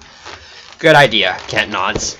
With that, we start heading back to where we started. Lizzie and Nat use their phones as flashlights even though it's still visible outside. Kent and I remain behind everyone, and when none of them are looking, Kent reaches over and grabs my hand. I let my fingers intertwine with his, then we make eye contact. Big, bright smiles are plastered on both of our faces. Don't think I don't know that you two are holding hands back there, Lizzie smirks. You called us, Kent laughs. Okay, now I think it's official. By the time we exit, all 5 cars are waiting for us. My mother rolls down her window, and I see John in the passenger seat next to her, decked out in his soccer uniform as usual. Lizzie, Devin, and Nat bid their farewells and head out. Before I enter my mom's car, Kent pulls me aside and asks, Say, you want to hang out sometime? You mean besides math club? I snort. It's not a great joke, but it still makes him chuckle. Yeah, like maybe we go out and get coffee or something? I smile and give an affirmative nod. I'd like that. After math club on Friday sound good? That's fine by me. Great. I make a mental note to remind myself to tell Lizzie that she needs to be my ride there. Unless I can get Kent's parents to drive me, which I probably can. We wave goodbye to each other and I hop into my mom's car. Someone finally has a boyfriend? Kent mockingly asks. I roll my eyes. Hush it, bro. He seems like a good kid, Mom comments. I peer out my window and watch him get into his dad's pickup truck. Yes he is, I reply. He may not be completely handsome, or strong, or bold, but he has one big thing going for him, and that's his humble personality. Today might take the cake for being the best day I've had in Georgia thus far, and it'll be a tough one to top. A little cheesy, but overall I think I enjoyed this chapter. I don't think I made it too cliche. I'm going to take a minute or so of a break.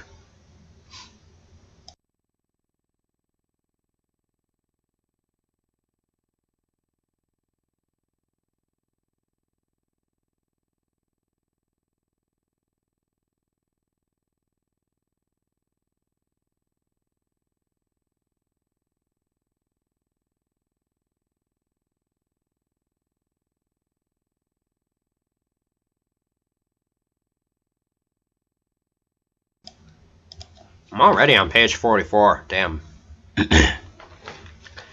Chapter 11.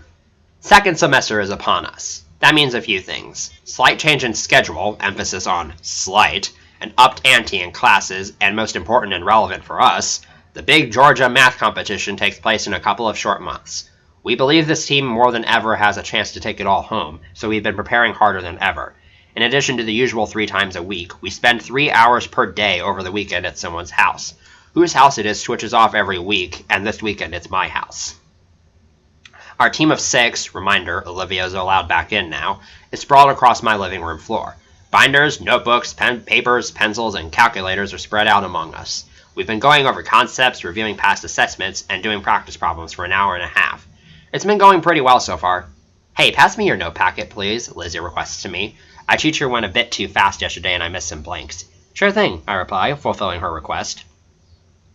John walks past us on his way from the basement to the hallway stairs. He notices our gathering and retorts, Well, sis, I see your nerd convention is all set up.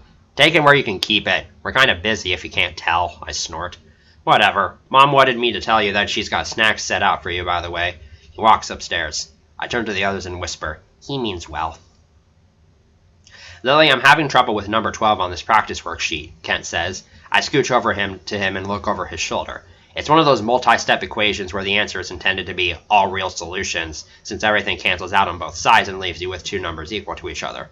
However, can't get to that point, and I quickly spot his blunder. When distributing the 3, he forgot to take into account that a negative times a negative is a positive, I tell him, pointing at what I'm talking about.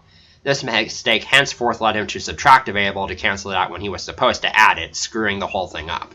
Thanks. It's always the little things you miss, he says, giving me a wink that makes me giggle. Ken and I don't really consider ourselves to be dating in the traditional sense, but we are taken by each other. Off to the side, Olivia scowls at our interaction. Not all has been forgiven she's returned, but she has mostly left me alone. As you probably guessed, she's not too happy about our status. To my knowledge, she hasn't tried to interfere or anything. She's actually been quite productive since she rejoined the team, though she doesn't have the same level of passion the rest of us do. Hey, Lily, do you have any graph paper? This problem I'm working on requires graphing, Devin asks. I do. I turn to Olivia and instruct, Olivia, can you go upstairs and get some graph paper from my room? It's in a stack on my desk. Olivia groans. Why can't you get it yourself? Why can't you not be such a whiny, stuck-up brat? Just do it, please. Fine. She begrudgingly storms upstairs. First room on the right, I call out to her. You could cook... This is a third-person POV. You could cook pasta with Olivia's blood. I think that's a good metaphor for how angry, i.e. how much her blood is boiling, she is at the prospect of having to do what Lily tells her. For crying out loud, she's still the new kid. How come everybody just loves her for who she is? Olivia never gets that kind of treatment. Gosh, I wonder why. Stupid Lily. Figured she could boss me around like this, like she's suddenly the head of the goddamn team. Olivia grumbles to herself. Upon entering Lily's room, she quickly locates the desk. Only problem is, Lily said the graph paper is in a stack on the desk, but she didn't specify where on the desk it is.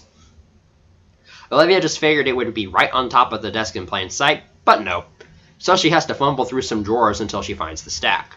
Between the time when she picks up the graph paper and when she closes the drawer, the other object present inside said drawer catches her eye. It's a book with a plain, white cover, simply labeled Memories, drawn in bright pink letters with either a marker or some other kind of ink. There's some decorative flowers on there to spice it up. Olivia does a double take to make sure no one else is in the room. Then, she carefully picks up the book and begins flipping through the pages. It's just a scrapbook filled with pictures of Lily from a younger age, taken with a Polaroid or some other digital camera. The quality of each photo is passable enough. At first, Olivia thinks nothing of it, but the first thing to catch her off guard is the presence of two other girls in a few of the photos. Only a handful of photos have captions for them, and one of them reads, Shelby's 8th B-Day, written in pink-colored pencil. 3 girls have their arms around each other in this photo, and they're standing in front of a bouncy house. The girl on the left is Lily, the girl in the middle is wearing a crown, presumably Shelby, and the girl on the right has not yet been identified. Who are these girls? Olivia asks herself. They must have been Lily's friends before she moved.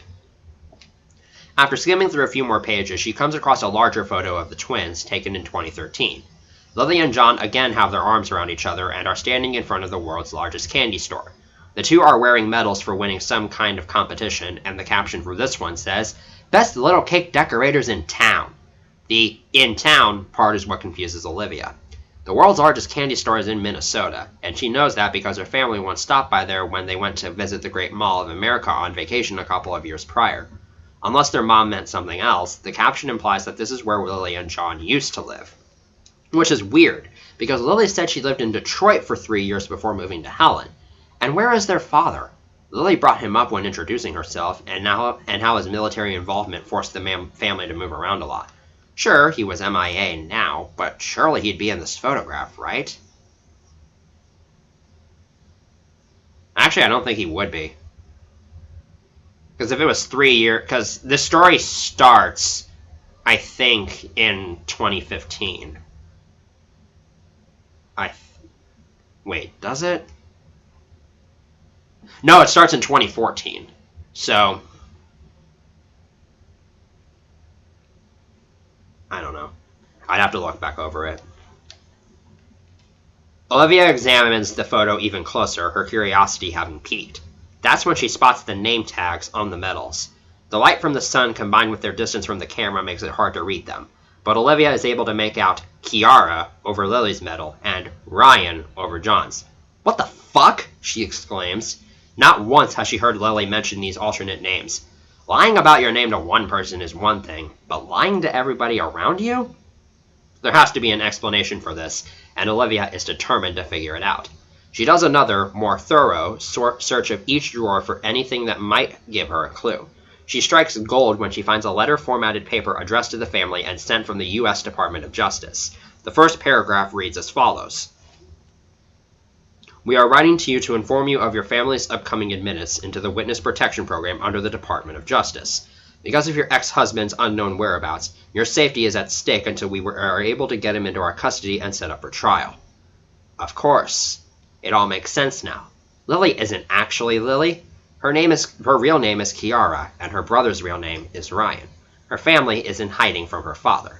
The letter goes on to describe the procedure and gives some important background information on who they're hiding from. A man by the name of Richard O'Hara. With this new knowledge, Olivia now has a few moves she can make from here. She could just go straight downstairs and confront Kiara, exposing her in front of all her friends. But they still need her to win the Georgia math competition in early March, and the rest of the team would be pissed if they had to go without her. She could use this information to blackmail Kiara, but she would likely go to the authorities if it ever came to that. So not only would Olivia have to face backlash from the math team for making her leave, but she could face legal repercussions as well. Instead, Olivia decides that the best thing to do for now is to keep this information to herself. Exposing her right away wouldn't do her any good.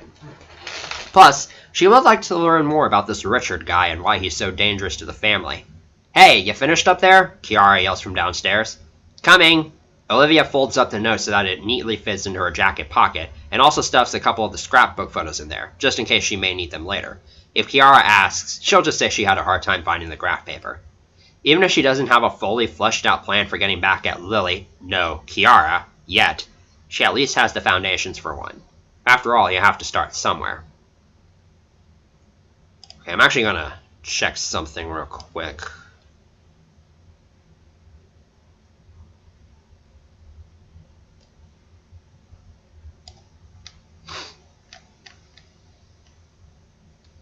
Okay, last summer he went missing in action. So, it would have had to take place, like,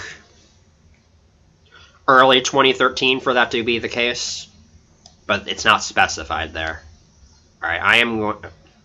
Spoilers. Alright, I am going to get another water bottle, so BRB.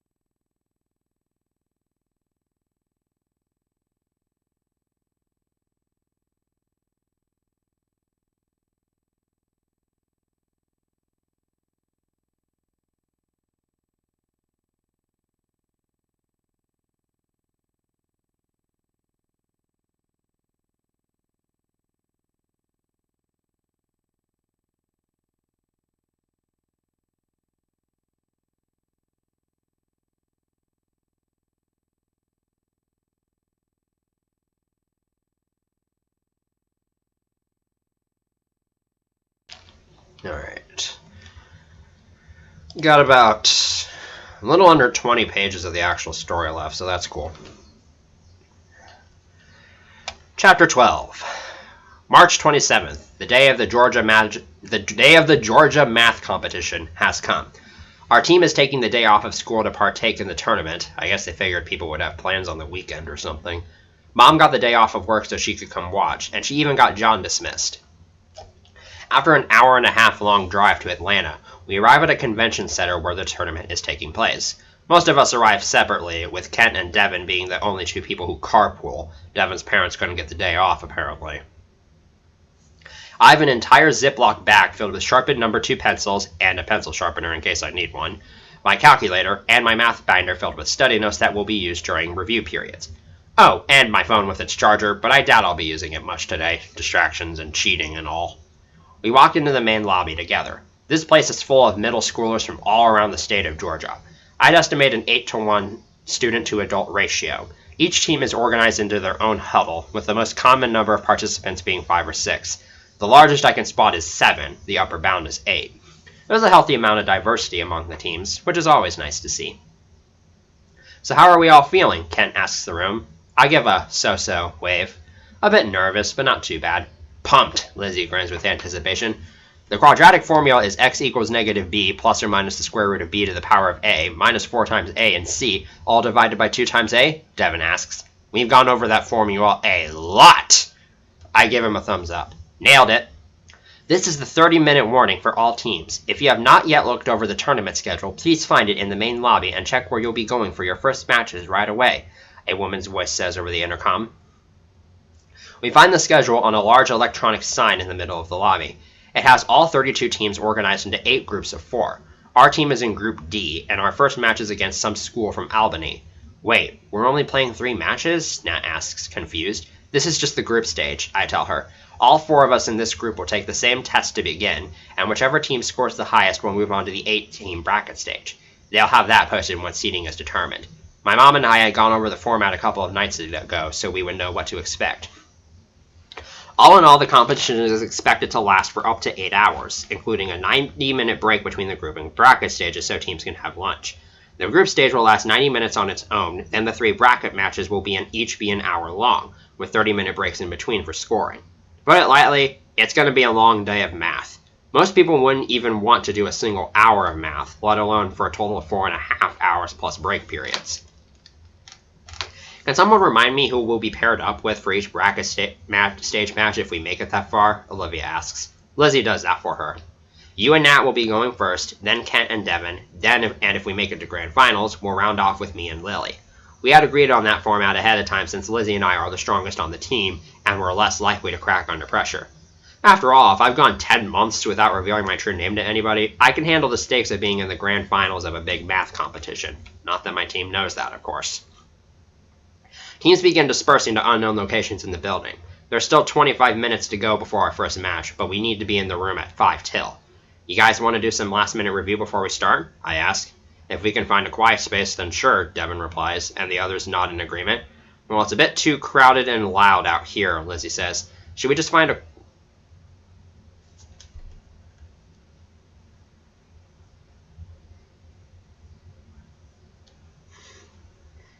Devin literally says, if we can find a quiet place, then sure. Then Lizzie asks, should we just find a quiet place? How have I not noticed that until now? Whatever. I'm sure there's a room open somewhere. Everyone's on board with the idea, so we grab a map of the building and check for available spaces. The first location we check, a conference room, is empty, so that's where we set up shop. I gotta say, this chapter was by far one of the more confusing ones to figure out and write, because the only real experience I have when it comes to like tournaments is obviously speedrunning tournaments, and I think I did one Scholar Bowl tournament when I was in 8th grade. So I just kind of decided to use a bracket style that is similar to speedrunning tournaments I've been. I guess I sort of modeled it after the recent Galaxy 2 tournament, and I think it works fine. At 10 a.m. sharp, a man with a clipboard walks into the room where our group stage match is located. All 4 teams are here at separate tables. This is the only event where our entire team is allowed to work together. From here on out, only 2 at a time can participate, hence our aforementioned pairings. Good morning, everyone. We will now begin the group stage portion of the George Math competition. George? That should say Georgia. Editing that real quick. Volunteers hand out scrap paper and closed text booklets, the latter of which has "Do not open until instructed" printed on the back page. Pencils are also given to us, which is redundant since we all brought our own. Having backups is always handy, I suppose. The instructor continues. When I say your time begins, you will open your test booklet, and you will have 90 minutes to complete your test. You may work as a team, but you must work quietly and not disturb the other teams. Like that's even possible with how spaced apart everyone is. You are not to use your cell phones or any electronic device besides a regular scientific calculator as stated per the event rules. After the 90 minutes are up, you will hand your tests in for us to grade. Seating for the bracket will be posted at 12:30. Good luck. You may now begin. You've got this, guys, Lizzie tells everyone. For such a simple phrase, it gives me an absurdly large surge of confidence. We've been training for this event for months, and it's time to put our skills, literally, to the test.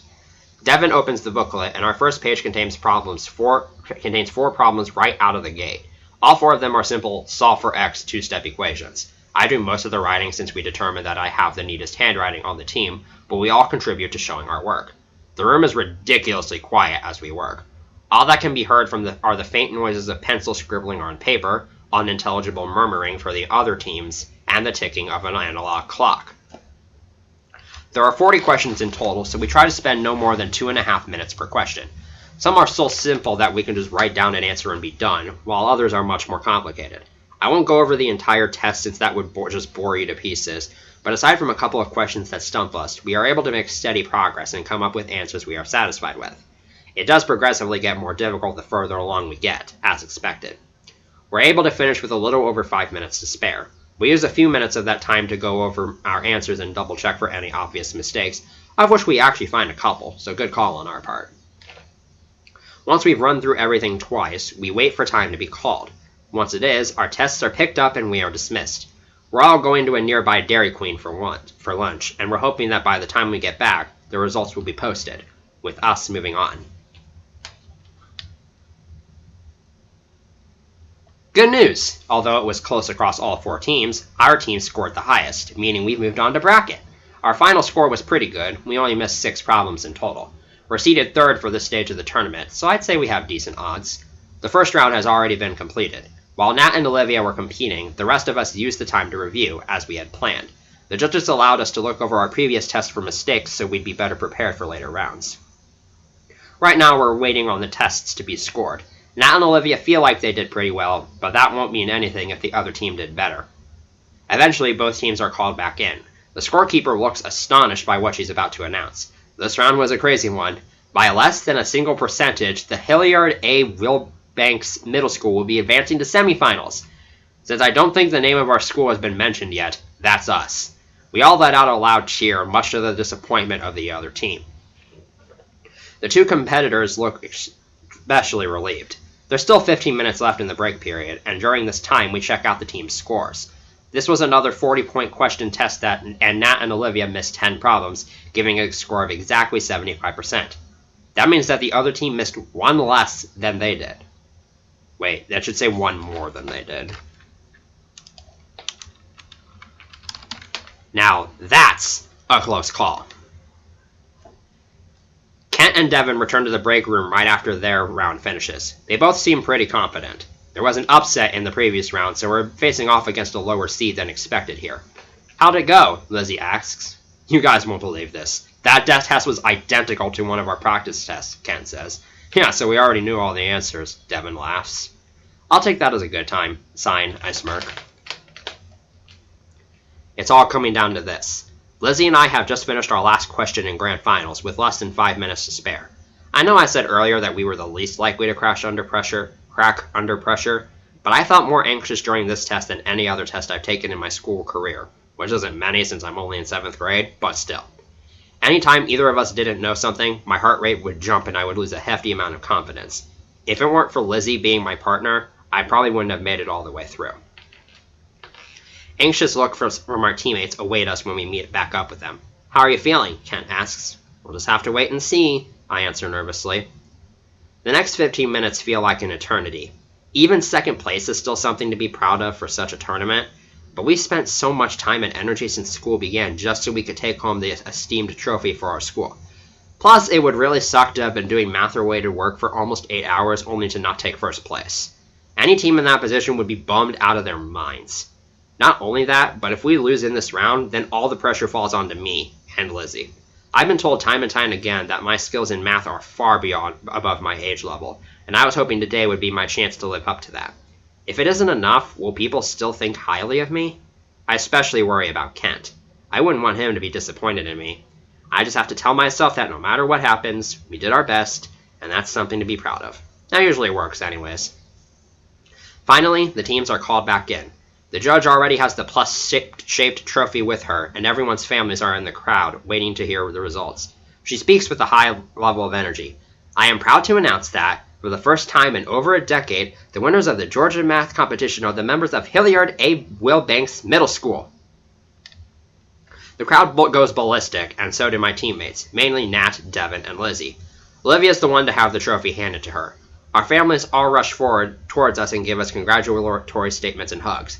The entire time, I'm just standing there in disbelief. We did it. We won.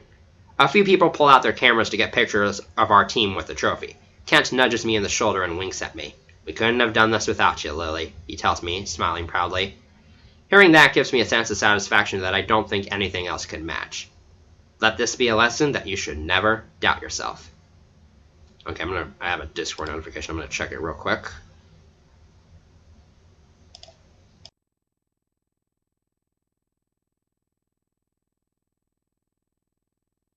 Alright.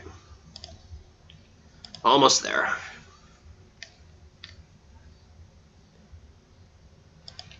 How long have I been going for? I should be done before 3 hours, hopefully. Okay, so now we're back to the present, which is why we're no longer in italics here. Chapter 13. One of the downfalls of technology is how long it can take to boot up sometimes. Ryan and I have spent the past 5 minutes waiting for our router to finish rebooting itself. At least we used his laptop for the call, so that didn't shut off when the power blinked. It is plugged into its charger, but it's fully charged, so that isn't an issue. Once the router finally finishes rebooting and Ryan's laptop reconnects to the internet, we're able to rejoin the video call. Sam, Elle, Heath, Luke, Skylar, and Avery are still on the other end, as if they never left. It's been nearly 4 hours and we're all still here, which is just incredible. "There you guys are," Sam exclaims when he sees our faces. "We were thinking for a moment that you decided to dip on us." "Only he thought that, none of us did," Elle clarifies. "Yeah, sorry. There's a storm going on in our area and the power flickered, so we lost connection for a few minutes," I tell them. "It should be fine now, though." "Okay, so you guys won the math competition," Skylar says, picking up where we left off. "What happened after that?" "Well, we finished out the school year, then summer came and went," I reply. "Nothing interesting really happened there, so we'll skip ahead to when 8th grade started. It actually got off to a really nice start." Taking another drink break here real quick.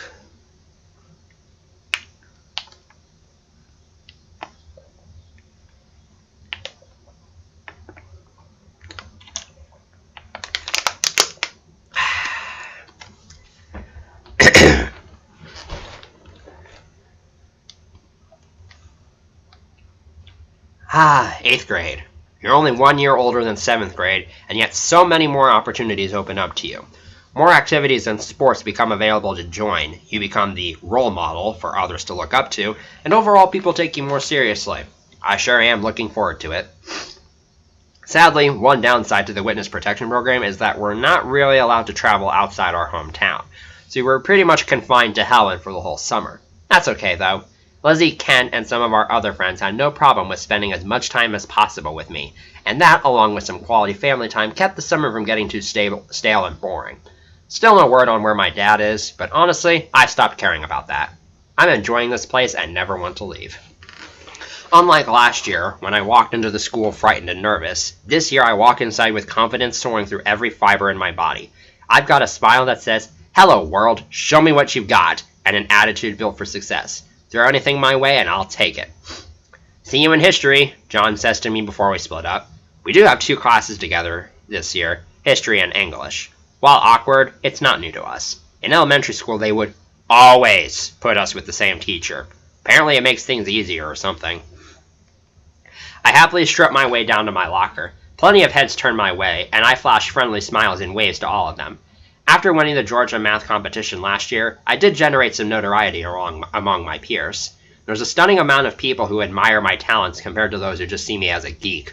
I've even had some requests for tutoring, which may be something I'll have to consider in the future. Locker 279 has had its look heavily transformed in just a year, and not for the best. What was once a shiny, polished locker is now covered with the same dents and scratches that almost every other locker has. I think back to when I was shoved into this locker last year. I doubt I could fit in there anymore. Lizzie joins me as I'm putting my stuff in, and she asks me, "Ready for 8th grade, Lily?" Oh, you bet. The name Lily has officially stuck for me.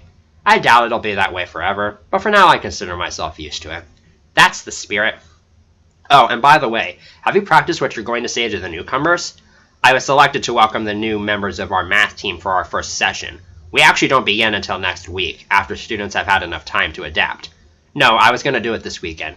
That should be fine. She finishes getting her stuff out way before I do, despite starting later than me. Just as quickly as she leaves, I'm greeted by another familiar face, Olivia McElroy. "Hey," I greet her with, doing my best to sound polite. "What's up, Lily?" This is the nicest thing she's ever said to me in the year that I've known her. That should be a good thing, but it leaves me suspicious. "What are you doing here?" I ask. "Well, as the old saying goes, new year, new me," she chuckles. "My parents and I thought that after how I treated you last year, I'd do something nice to make it up to you, so I got you this." She hands me a small coupon for 54th Street, a restaurant my family frequents around here. For a gift that's supposed to compensate for being a total snob, it isn't much. Thanks," I tell her, putting the gift card into a small pouch in my backpack. She accepts the gratitude and walks off. It expires December 20th, she yells as she moves further away. Why? I have no clue. I suppose I should just accept the gift either way. After all, it's the thought that counts. Similarly to last year, my first stop of the day is Mrs. Wesley's homeroom. The roster is exactly the same as it was before I left. I'm greeted with a welcoming smile and a "Welcome back, Lily" from Mrs. Wesley. I sit down next to Lizzie, just like I always did in 7th grade. She's in the middle of telling another girl about a trip to the zoo we took together over the summer. Anyway, so Kent started joking about climbing into the penguin exhibit, and he even started going over the railing, but a security guard stopped him and almost threw him out. It was hilarious, she chuckles. That was a fun day. Tasha, the other girl, nods apprehensively, then asks me, "So, are you going to lead the math team to victory again this year?" This proposal makes me grin excitedly. I'm so pumped for the season to start. That's the plan, I boldly reply. Run it back and take it home for the 2nd year in a row. Lizzie holds her fist out to me and I bump it with my own. Now that's what I'm talking about, she says. 12 minutes later, the bell just rings to dismiss us for first hour. This year, Lizzie and I only have 2 classes together, and both are within the latter half of the day.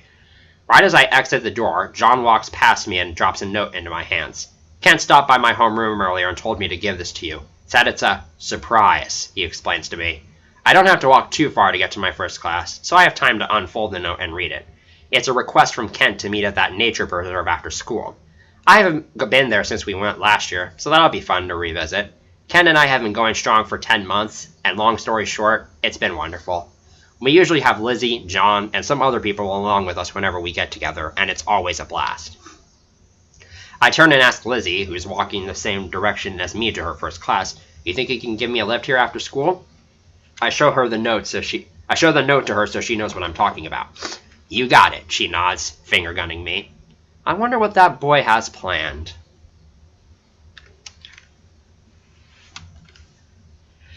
Memories flow through my mind as the nature preserve comes into view. It looks even more peaceful and gorgeous than it did last time I was here, given that we're still in summer season and all. Kent and Devin are there, and I've arrived with Lizzie and John.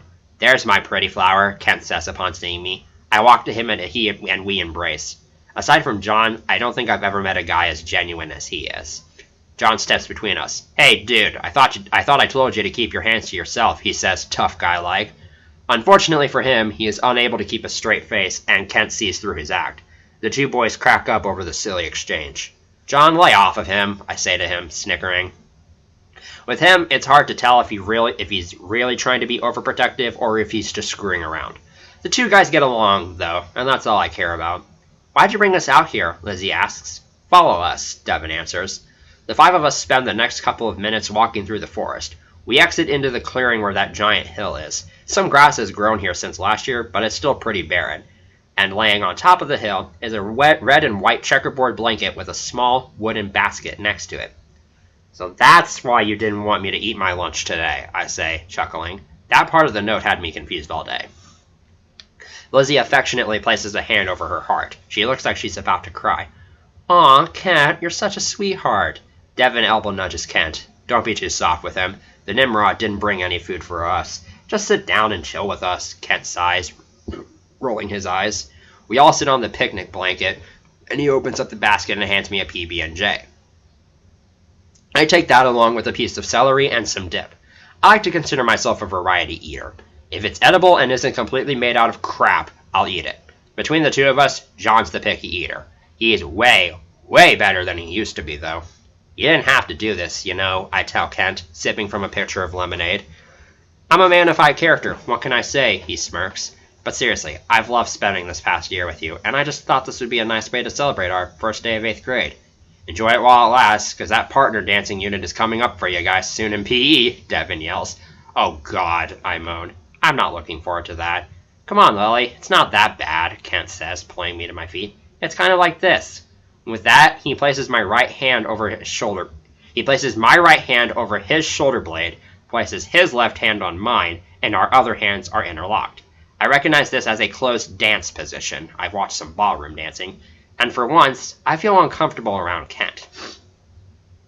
Then we begin swaying. It's in a simple 1-2-3, 1-2-3 rhythm, as if we're in 6-8 time. My eyes meet with his, and the world around us blurs away. He is all I can focus on at this moment.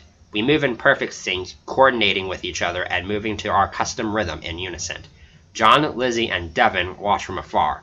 "There you go! You're getting it!" Ken exclaims, grinning proudly. "See, it's nothing to fret over." We move from swaying to stepping around, maintaining our tempo. I keep my gaze locked on his. Doing so enables me to really feel the movement inside of me, to feel the connection the two of us have here. Everything about this feels right.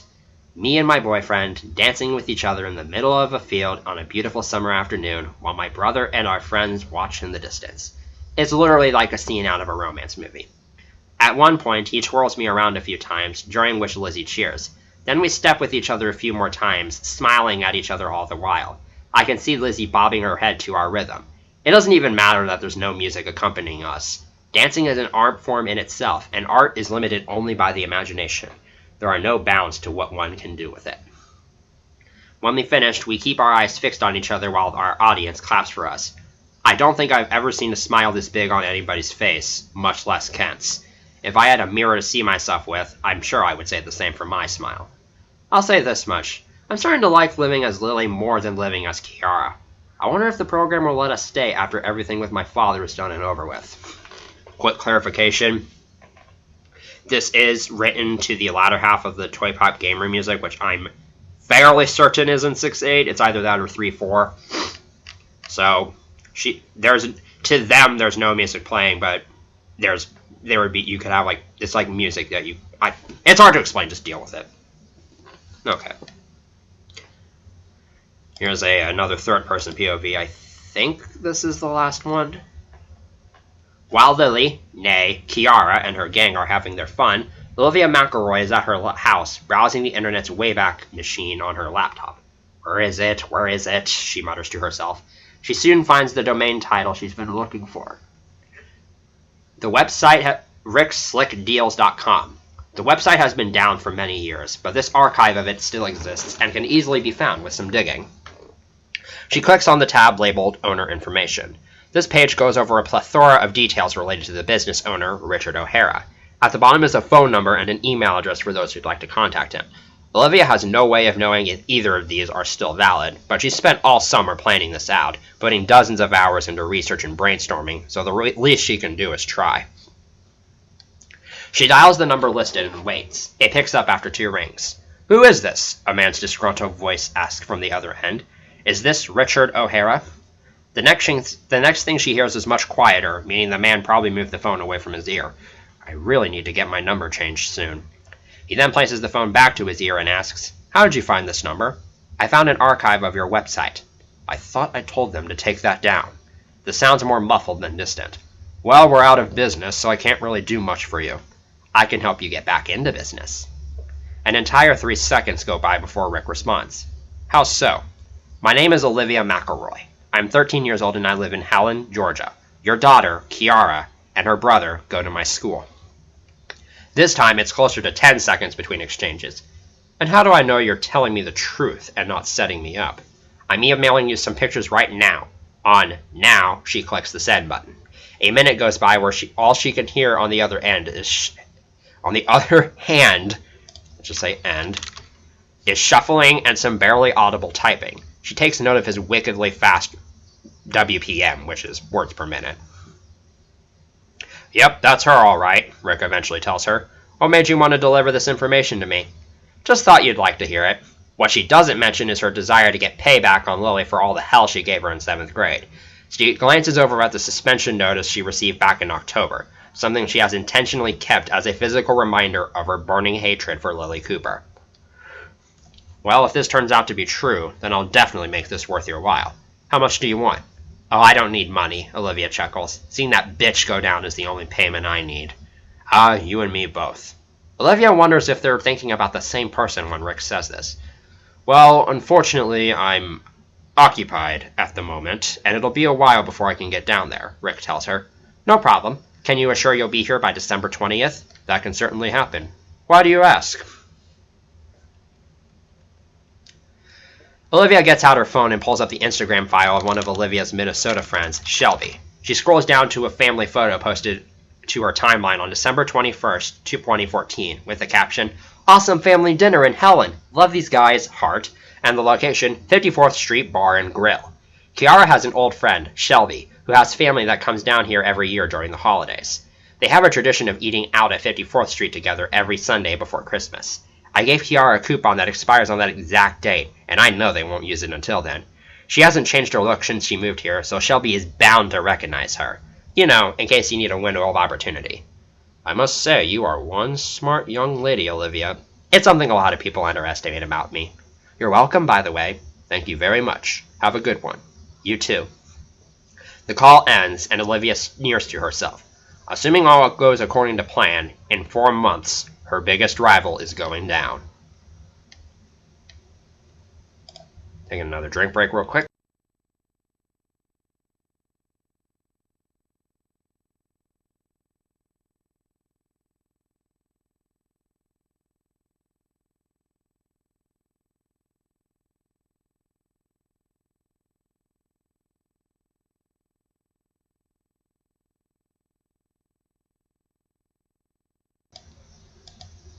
So the night at 54th Street, that scene is actually in a flashback in Under Protection, but you don't get the full story until you read this.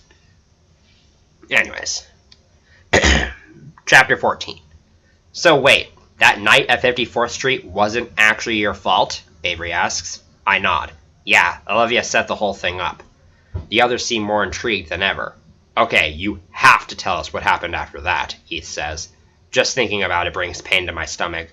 I don't think I can tell this part, I utter. Ryan, you do it. Sensing my uneasiness, Ryan takes the helm for me. I use this period to rest my voice and try to think about anything that isn't the part that Ryan's talking about. Alright, well, our dad took us to his old headquarters. You know, where we rescued Kiara and fought our dad.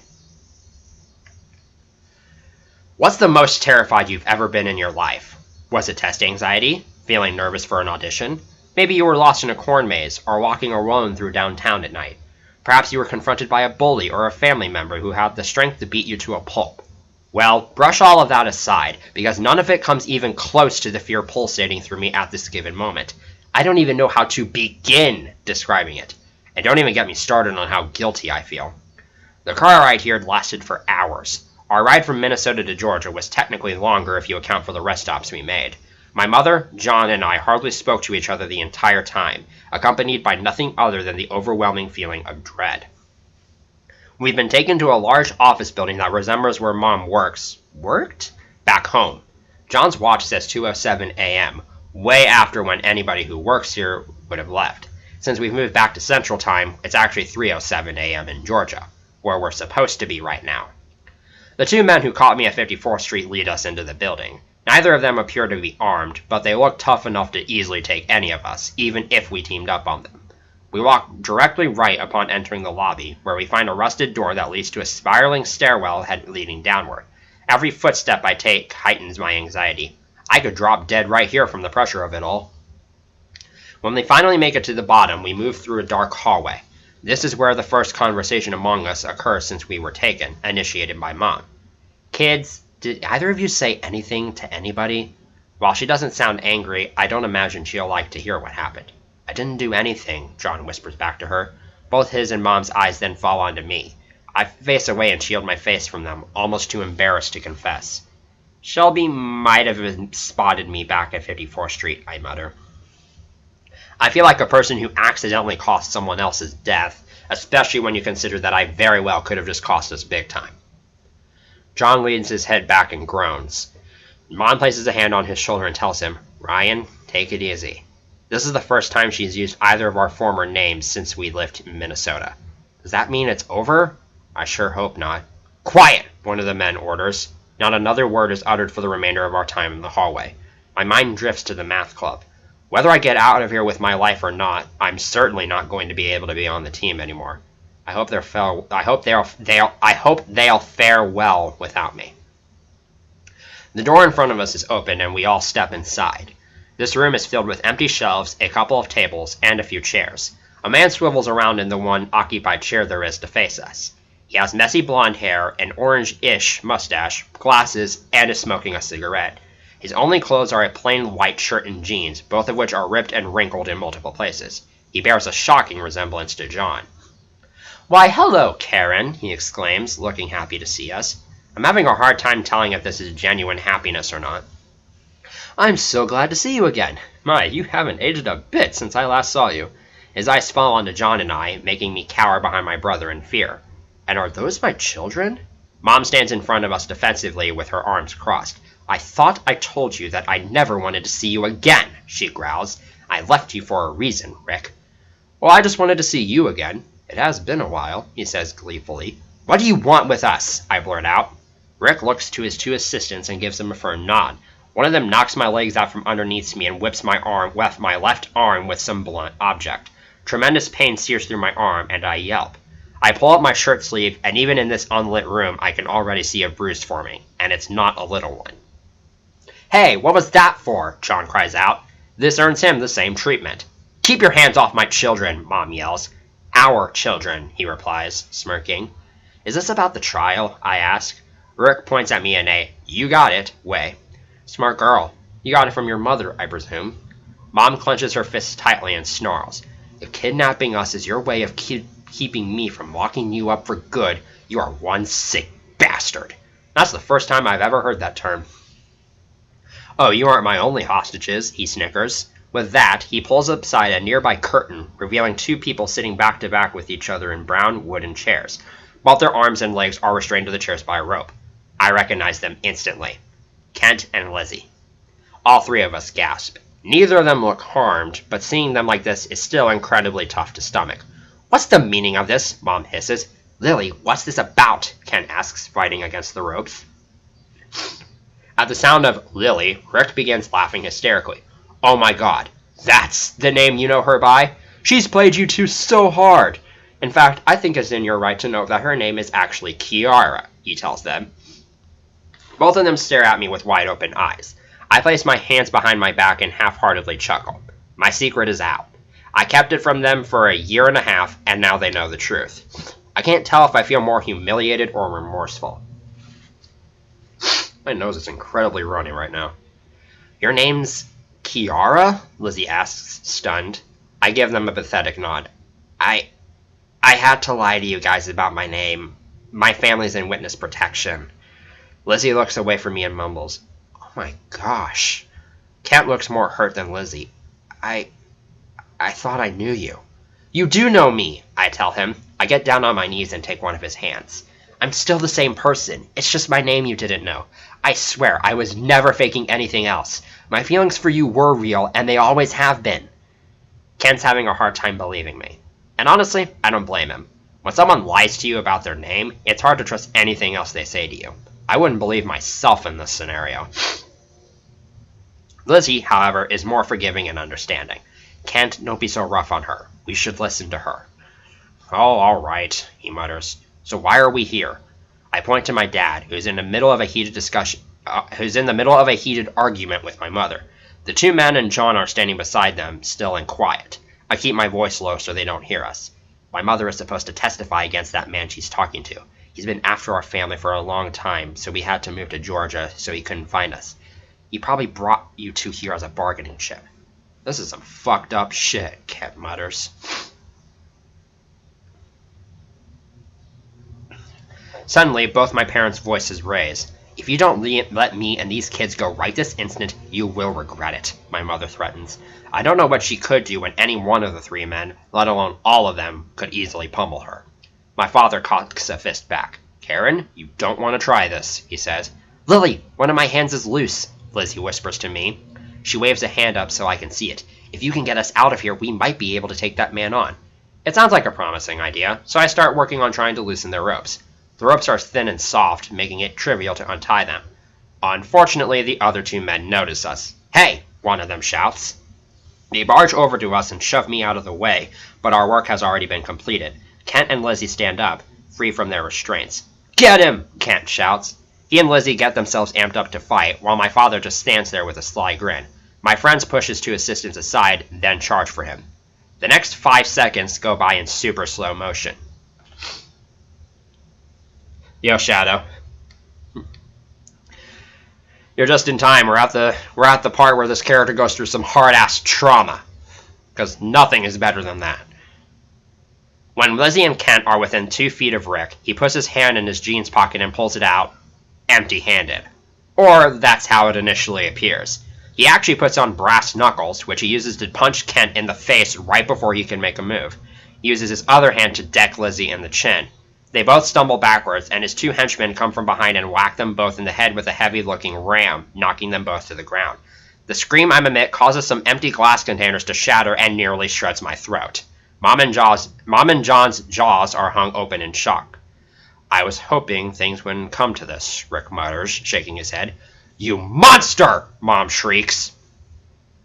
I rush over to my friends and kneel beside them, my eyes welling up with tears. Lizzie is completely out cold, and her nose is gushing blood.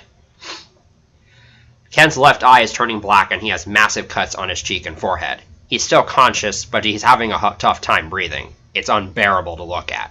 Kent! Lizzie! I cry, shaking both of them. Lizzie gives no physical or verbal response, and the response Kent gives is very weak. Lily? Stay with me, Kent, I say urgently. Lily, I'm not feeling too great. Hang in there. I start sniffling. Oh, Kent, I'm so sorry. Not only did I lie to you about my name, it's because of me that this happened to you guys. Kent musters up just enough strength to grab my hand. It's okay, he says, offering me a faint smile. You were just trying to protect your family. His breathing becomes more sporadic and gaspy. Just promise me that...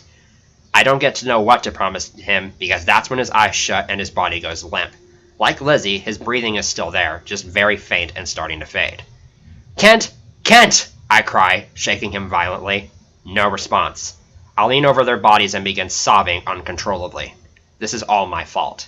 These 2 innocent people, who had absolutely nothing to do with my family's issues, are dying because of me. My mother glares at Rick with anger beyond what I've ever seen from her. How do you sleep at night? She growls. Rick is expressing no emotions towards this tragedy. That cuts even deeper than watching these 2 literally cling on to dear life. Good question. I can't answer that, but I can show you how you'll be sleeping tonight. Follow me. He walks out the door, and his 2 assistants force Mom to head out as well. John lightly grabs my shoulder and softly says, Lily, we need to go. As much as I don't want to leave Kent and Lizzie, there's nothing I can do to help them. So, against my better judgment, I get up and go with him, leaving their bodies behind. On my way out, I silently vow to myself that no matter what happens, I will avenge them. I don't care if I wind up dead. Justice will be served. At least that's what the optimistic part of my mind is trying to convince me. Man, nothing like forcing your main character to watch her friends die in front of her. Am I right? Yeah, I have absolutely no sympathy for what I put my characters through. I'm a bit of a sociopath in that regard, and I take pride in it. Moving on. I think this is the final chapter before the epilogue, so we're almost done. Ryan, Mom, and I are led back upstairs to a janitor's closet on the 2nd floor. And yes, I just referred to Ryan by his original name. I don't think it matters anymore since our cover has been blown. Any emotions I had before have left me, leaving me numb and dead on the inside. I have no idea what to expect from this point onward, though I don't think it'll be anything desirable. Ryan and Mom holding my hands does little to help. Rick moves aside some cleaning supplies, giving us access to a rusted-up elevator. We take it down to another hidden basement. This one resembles a prison, with jail cell after jail cell lining each wall. Rick's men slide open the door and motion for the 3 of us to enter. Rick enters with us. We don't even consider fighting back after seeing what they did to Kent and Lizzie. What are you going to do to us? Ryan asks. Well, I can't let your mother testify against me, that's for sure, our father answers, scratching his chin. I am, however, a man who believes in the right to free will. So, I'll let you all choose what happens to you. Like those choose-your-own-adventure books, if you catch my drift. What are our choices? Glad you asked. Your first option is being sent down to my buddies in Argentina to work for me. Rick, you are not forcing my children into labor, especially in a foreign country as part of an illegal drug ring, Mom sighs. While I understand why she's doing it, it still sounds strange to hear her say, my children, when she's talking to our biological father. Well, then your other option is to simply be killed. There's that arrow in the heart again. Ryan shakes his head. Neither of those options sound very pleasant. Is that a comma that I need to remove? There. Well, I'll give you the night to figure it out. I'll keep the door unlocked in case you come to an agreement. See you in the morning! He exits, sliding the door shut on the way out. He and his 2 men head back to the elevator, leaving the 3 of us alone in the dark, cold, empty room. Nobody says a word for several minutes. None of us want to work for our dad, and we certainly don't want him to kill us. But he didn't give us any other choice, so it all comes down to deciding what's the lesser of 2 evils. The answer isn't entirely clear at the moment. Mom, are we going to be okay? I ask, inching closer to her. She gives me an answer I wasn't expecting. You 2 will be. She then stands up and begins walking towards the door. Wait, where are you going? Ryan asks. Worry begins settling into both me and him. Kids, I'm going to make a deal with your father. It's very possible that you won't see me for a long time after this, possibly ever, but I'm doing this for your own good. He has no business bringing you 2 into this mess, and I don't care what he does to me as long as you 2 are safe. I can't believe it. Is Mom really going to give herself up? I thought we were going to get through this together. That's how it was supposed to be from the start. I tug on her shirt like a little child and beg, Mom, please don't go. She plucks my hand off, but keeps a hold on it. I'm sorry, but it's for the best. You children mean the world to me, and I can't bear to have you 2 suffer because of me. I love you very much, and I hope you understand. Mom gets interrupted by the door bursting open. The entrants are not my father or his 2 men. Rather, it's 2 men wearing bulletproof vests and carrying pistols. You Richard's family? The one on the left asks. All 3 of us nodded in response, unsure of how to perceive these men. They look to each other, and the other one says, Come with us. We all share strange glances with each other, but we follow them out nevertheless.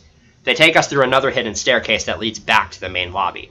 More men just like them are storming the place, arresting people and firing their weapons left and right. It's complete pandemonium. I just learned that word a couple of weeks ago. Why did I include that?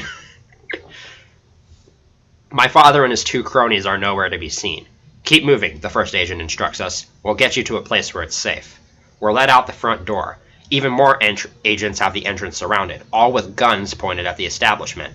Although I don't think they're targeting us, Ryan and I shoot our hands up anyways. There's multiple police cars present, some helicopters flying overhead shining their lights on the building, an ambulance, and a van that's probably for us.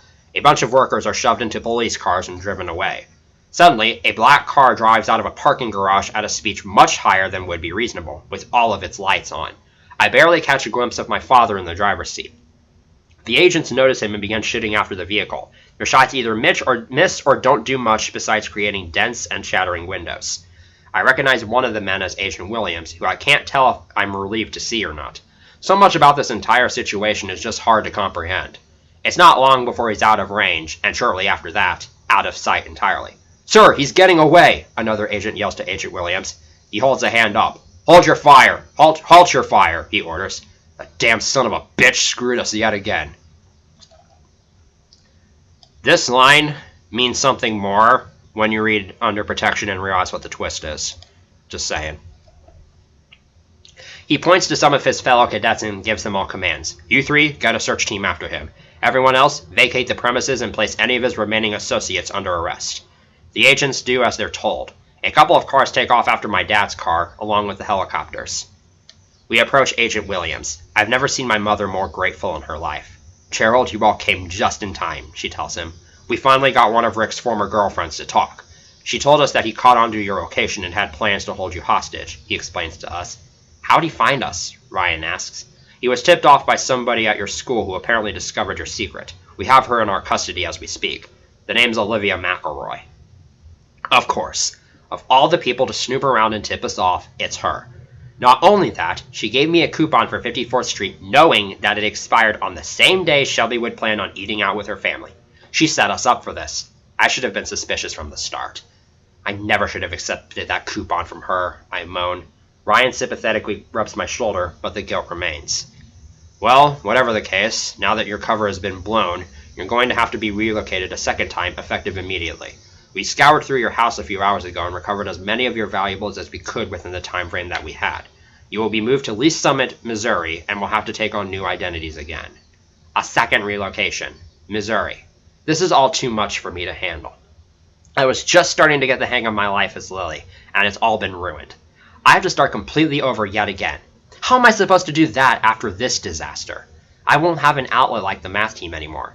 And knowing what risk I put others at should our true selves be revealed again, it's not even worth building connections. Plus, Rick got away. If they don't catch him, that still leaves the door open for him to find us again. He'll definitely have learned from this experience, meaning the odds of us escaping with our lives will be greatly reduced. Out of my peripheral vision, I spot Kent and Lizzie being hauled into the ambulance on those support beds, both of them tied to life support devices. From this distance, I can't make out any signs of life. It pains me to see them in such critical conditions, and all because of my ignorance and naivety, or however you pronounce that. They were the highlights of being Lily, and now I'm probably never going to see them again. Are they going to be okay? I ask Agent Williams, pointing towards them. I'm not sure. I wasn't involved in recovering them. We'll just have to wait and see, he replies. Now come on, we don't have much time to waste. Hang on. My mother and Ryan look to me, and Agent Williams lets out a heavy sigh but pauses. I want to choose my new name this time. Mom looks at Agent Williams and raises an eyebrow. He just shrugs. As long as it won't give you away, I suppose that's fine, he says. I look back towards my former boyfriend and best friend. I want a name that will remind me of them and will serve as a tribute to their likeness. Lizzie's name would probably be too obvious, and Kent isn't exactly a girl's name. I also don't think Ryan would want that name for himself either. Neither of their last names work as a first name, and I don't know their middle names. Then, it hits me like a wrecking ball. There just so happens to be a girl's name that sounds like a combination of their names without giving away that very fact. It's the perfect way to tie them into this new life. Lindsay. That's the alias she goes by throughout under protection. Epilogue. We're almost done. So that's where you got that name from, Skylar muses. Yep. And the rest, well, you guys already know all of that. I chuckle. It's almost 2 a.m. and we've still been going strong. Our mother doesn't usually like us staying up this late, which is why we're doing this call downstairs. I don't think she'll mind if we wake her up with this, though. That was one fucked up story, I'll tell you that much, Luke mutters. Did Kent and Lizzie make it? Elle asks. In fact, they did, Ryan answers. The others breathe sighs of relief and express their thankfulness. I can't wait to get back in contact with them and tell them all about our second relocation. I bet it'll impress them. Well, thank you for telling us all of that, Sam says, stretching his arm out. No problem, I reply. It was so nice to talk to you guys again. You too, Avery smiles. We better get going, though. It's super late and we have plans tomorrow. Saving the world again? Ryan asks jokingly. We wish, Heath snorts. We're just having brunch together then going out for bowling. We wish we could be there with you guys. Text us pictures, I tell them. You guys better come and visit soon, okay? Avery asks. We'll stop by over the summer, Ryan says. Alright, take it easy, Sam says. We all say our final parting words, then leave their call. Ryan powers off and shuts his laptop. Come on, bro. Let's call it a night, I say to Ryan. Standing up and stretching feels great after sitting down for over 6 hours straight. The storm has gone away and left us with peaceful silence from outside. Ryan and I share one last smile with each other before we head back upstairs to our bedroom. They say that everyone must go through hard times in their lives. That could mean different things for everybody. A death in the family, a severe illness, homelessness, shortage of cash, job hunting, the list goes on. It's a way to balance out all the exciting moments, otherwise things would be boring. Well, for me, I spent almost 2 years in the witness protection program, hiding from the devilish man that was my father. I lived under 2 separate fake identities and was moved more than halfway across the country twice. I faced death on numerous occasions and have been held hostage. I watched 2 close ones nearly get killed and almost risk the lives of 6 others. But there have been good things that have come out of this experience. I got to experiment with who I could be, and I learned a lot about myself in the process. I overcame many fears and overall have a new perspective on life. I went through almost the entire ordeal with my family by my side, and I met some pretty amazing people. Oh, and we got to serve justice to my father for all that he did, but that's more bittersweet. I have no idea what the future holds for me, and honestly, I don't mind. Living in uncertainty is nothing new to me, and it can actually be pretty exciting. You can be thrown a wild curveball and hate it at first, then live through it and be glad you did. And after what I've been through, I'm ready for anything the world has to throw at me.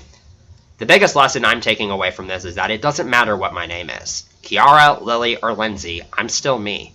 That will never change for as long as I'm alive. I vow to spend the rest of my life living as myself and not caring about what others think.